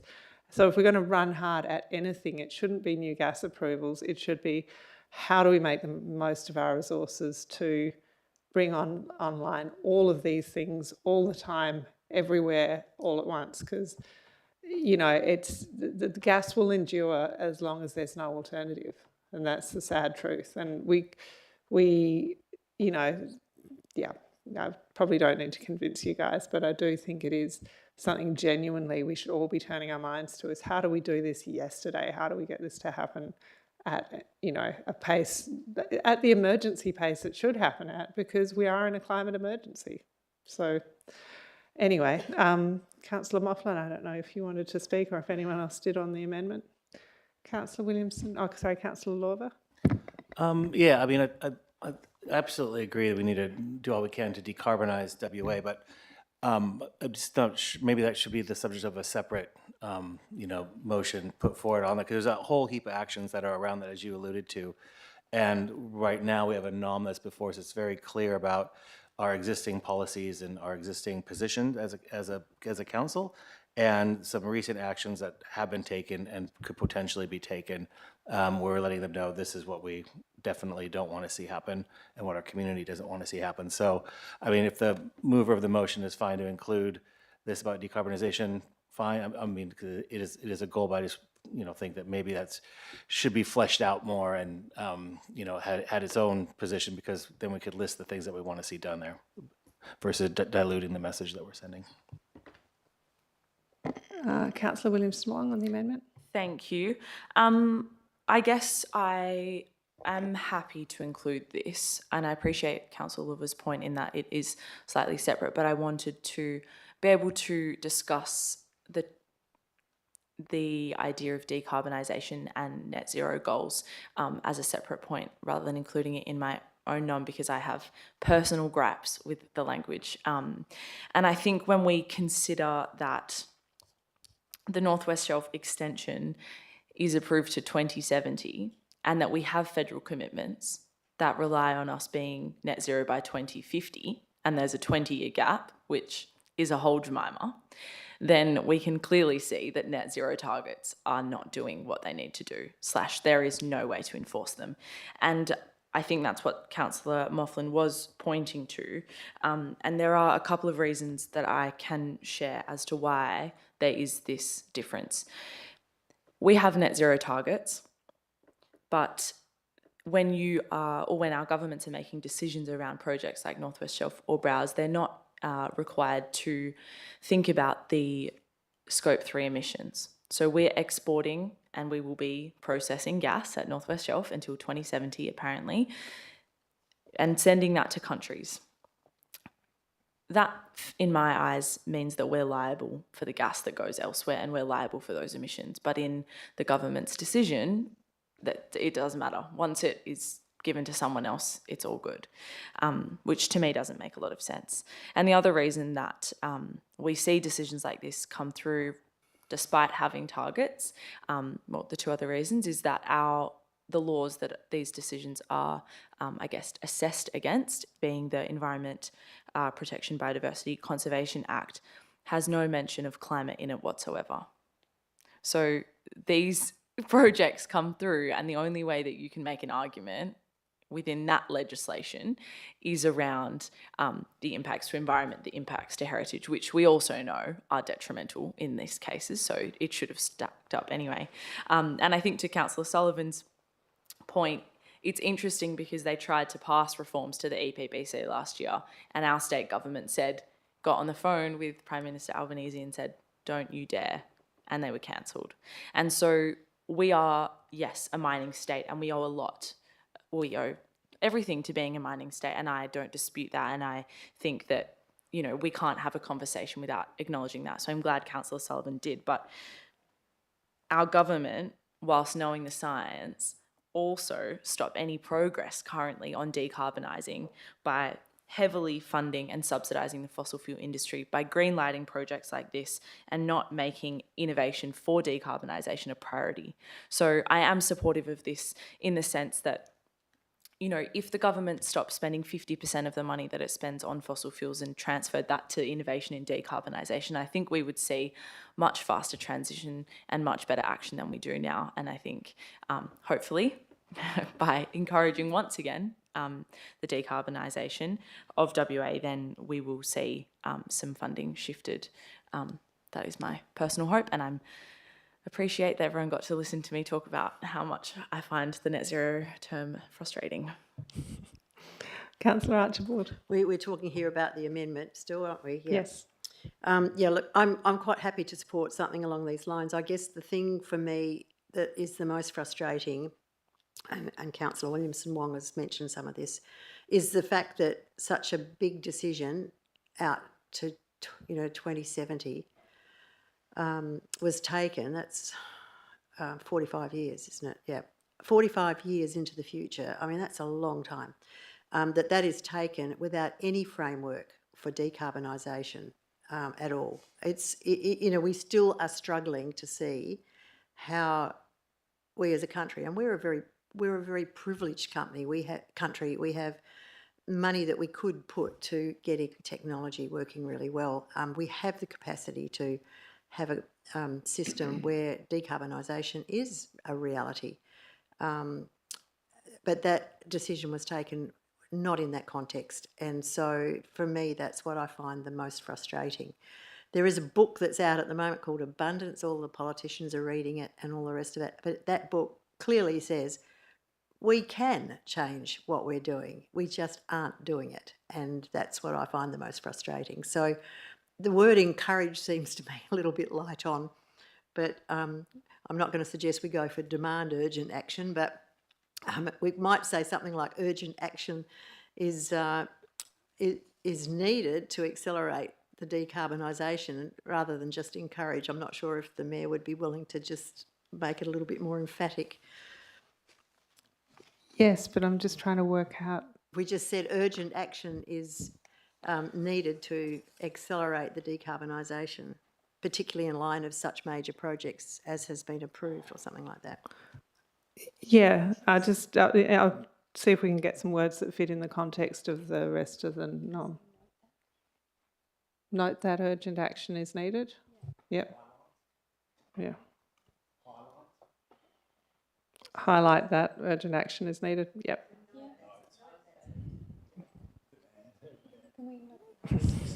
Insist. That's all right. I'm sure in the final wording of the letter, these things will be given the appropriate emphasis. I don't think, we're not ambiguous about. Yeah. All right. Shall I close on the amendment then? I think for me, it's a problem solution thing. Like, we're pointing to the problem. I think while we're there, we should also point to one of the solutions. I mean, I think to the point that was made before, I mean, PRRT is 40%. If it was 42% and that 2% went to decarbonisation and, innovative solutions to this, imagine how different things would be. Imagine if it was 50% and we actually started looking seriously at all the things we could be doing to try and move rapidly to a less carbon-intensive economy. I do think as well, eventually we will end up in situations where these decisions come back to us, and I think it's consistent with everything we've ever said in the past, is where we get the opportunity to do this stuff, we should. And, we spent quite a lot of years looking at a solar farm down at the South Freo tip site where other councils probably would have just said, nick off, but we were like, nope, let's see if we can do this. We've tried to do things at our leisure centre. We've modelled the way on all of this. I think we need to keep modelling the way. So I commend the amendment and I will put it to a vote. All those in favour? And that's, sorry, I'm doing my one eye thing. Councillors Archibald, Graham, Mofflin, Lorver, myself, Lang, Williamson, Wong, Sullivan and Thompson, and against Councillor Van Dawson and Kamada. And then we're coming back to the item as amended. Councillor Williamson-Wong, I don't know if you wanted to consider any of those wording things. We're sort of in a bit of a committee mode, so it might not be a bad idea, but if you speak, we might let Councillor Van Dawson maybe speak first, and then if there are any other speakers, if you want to press your button, and then perhaps we'll come back in case there's any others, and then you'll close. Does that make sense? Sorry. Would you like me to clarify my response to your questions now, or? What's easier? She's not closing, is she? She is closing. Councillor Sullivan saying, yeah, let's just hold off, and we will do it all at once in closing. Councillor Williamson-Wong. Oh, Christ. Sorry. I don't understand what it is. So there's some potential wording changes that we want to do. I mean, they're minor. I could move them as an amendment and Councillor Williamson-Wong could speak to them then, and then we could decide whether we wanted to do them or not, if we wanted to be strict on standing orders, I guess. Or are you... We've done minor amendments informally. Yeah. I'm going to just ask you the question, are there any minor wording changes that you would seek to make or at this stage or not? I would be willing to change point 2C to read to express browse basin, given it would contribute. Yep. However, the Australian Institute, Climate Council, etc., are all using 4 billion tonnes, so I will keep 2B as is. Thank you. Cool. And Scott Reeve? Oh yes, change that from Scott's. Thank you. All right. Cool. Councillor Van Dawson. Thank you, Madam Chair, and thank you to all the speakers tonight. I do support the views of all the elected members and the Mayor who have spoken on this tonight and share the views and concerns about these developments, approvals and potential approvals and the impact on our community. However, I don't support this motion. I don't think it's the role of local government. It's just not my thing, I guess, to get political on this, and I just don't see, I haven't been on council very long, I don't know if this is what you do, but yeah, I don't see it as our role to be just writing letters on this. I guess if it was open for advertising or something, I'd consider it. Yeah, it's just not my thing. And also just in terms of representing the strong community views, and no one in my community has raised this with me. It's not that they don't share these views. I've not had a conversation since being elected, or really, yeah, it's just not in my, it just hasn't been brought up with, for me as an elected member, as an issue. So yeah, I won't be supporting this motion. Thanks. Thanks, Councillor Van Dawson. Councillor Kamada. Yeah, thank you. And yeah, it was obviously always very interesting to hear colleagues speak about any issue, but I do share views that Councillor Van Dawson has expressed. I mean, it's a very, and we'll have a few words here because I'd just like to, I suppose, explain where I'm coming from. It's obviously a very contentious issue, you know, and there are arguments on both sides of the fence as to, you know, how this should or shouldn't be done, you know, these types of projects. So I'm not getting into that argument. I'm on the city's Community Emissions Working Group, which is chaired by Councillor Williamson Wong, and she does a fantastic job. It's an issue she's really passionate about, and I enjoy being on that group. And I'm very pleased with the progress that has targeted actions that the city can take to encourage reductions. At the same time, we recognise the great work that community groups such as Electrify the Valley have done to increase awareness and discussion about opportunities that exist at grassroots level, and I think this is a practical approach, and it's the approach that I've taken since I've been on council. I do accept there is a section of the community that's very passionate about this. There's no question about that. And, you know, Fremantle, through the council, has been at the forefront of advocating for a lot of this. So if this can be voted on in parts, I can support part one.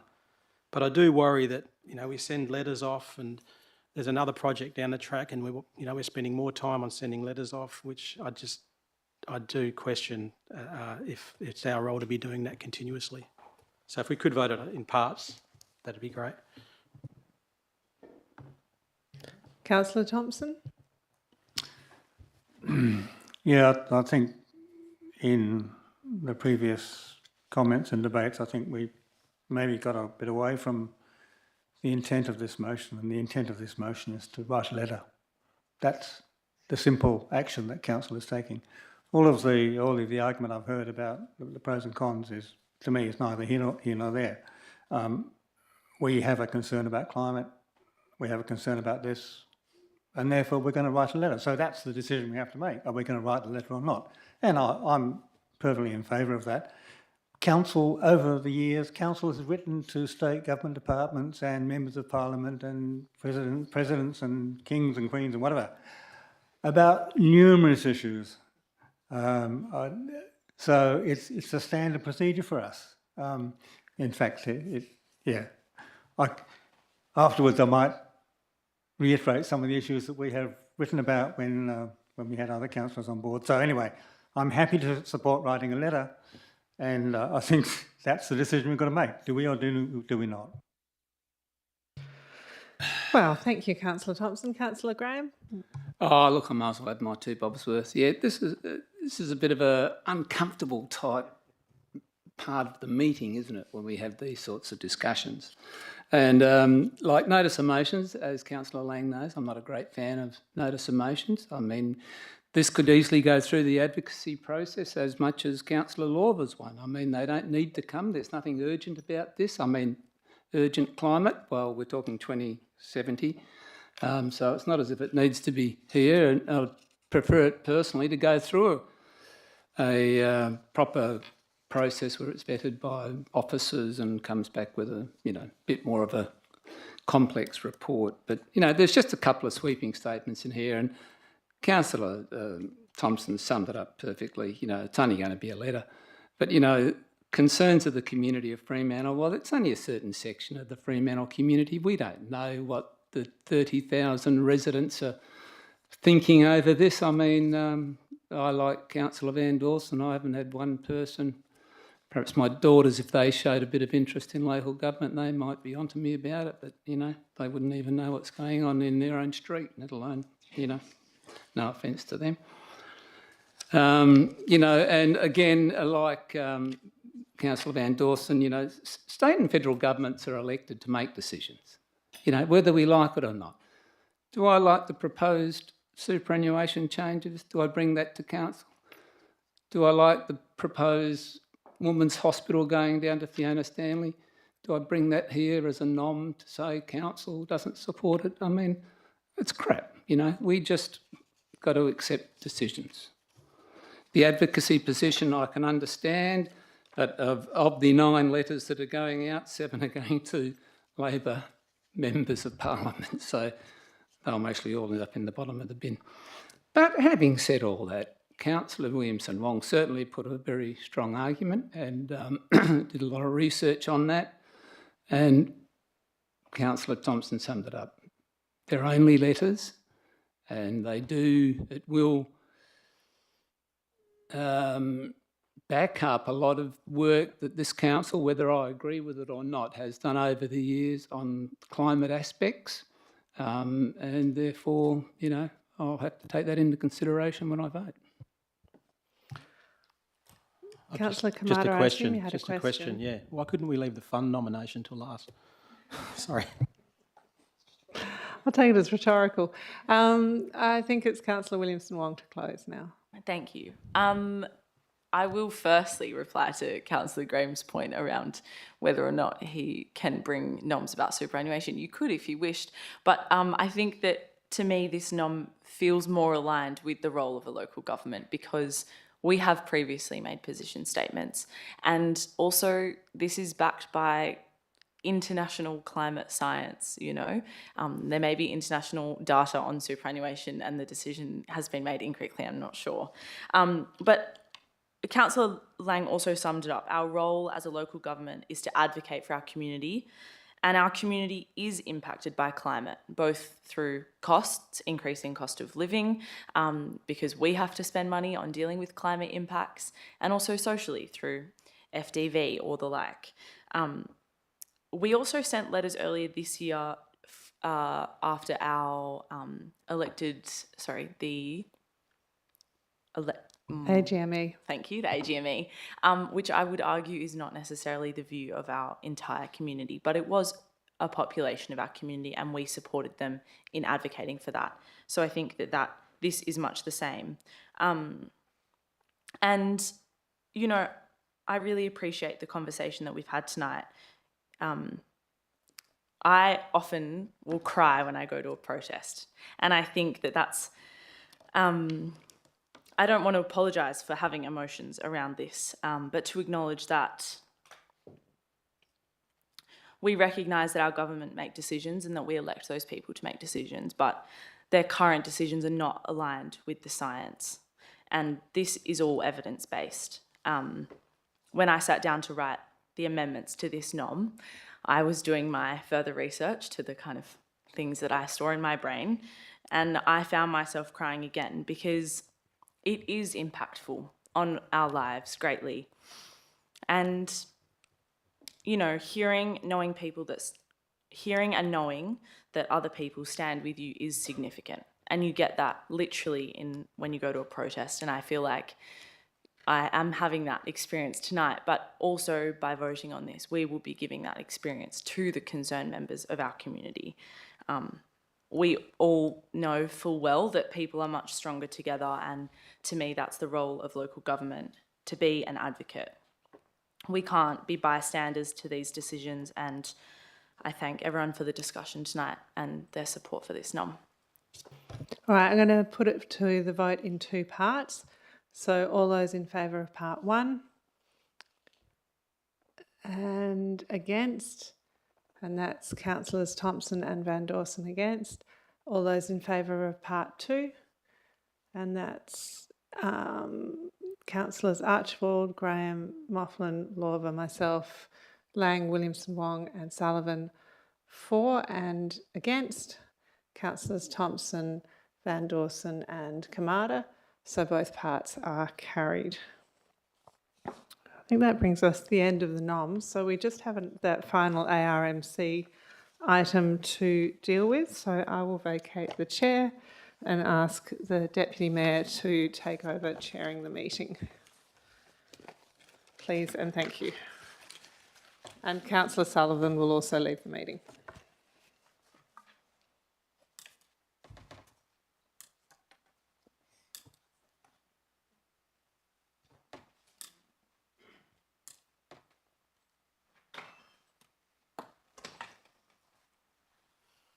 Welcome back.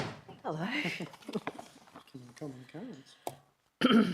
Yeah, it is. Okay, I will move ARMC 25063, the Emerging Issues Report. Is there a seconder?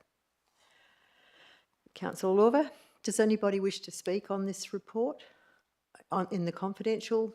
So we need to go behind closed doors. So is there a mover to go behind closed doors? Depends what he's going to ask about first. He said it was. Oh, sorry. Yeah. So let's move to go behind closed Yep. doors. So I'll move that we go behind closed doors. Is there a seconder? Seconded by Councillor Lang. All those in favour? That's carried. Thank you.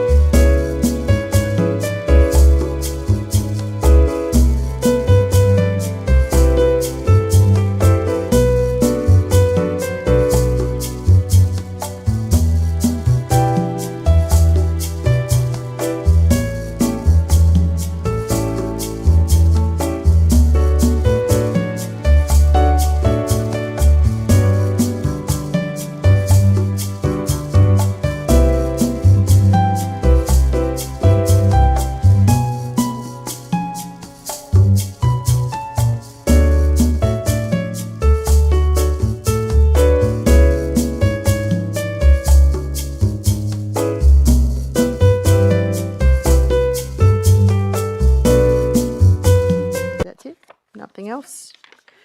Thank you. We'll close the meeting. Thank you. This clock's never right, so can you...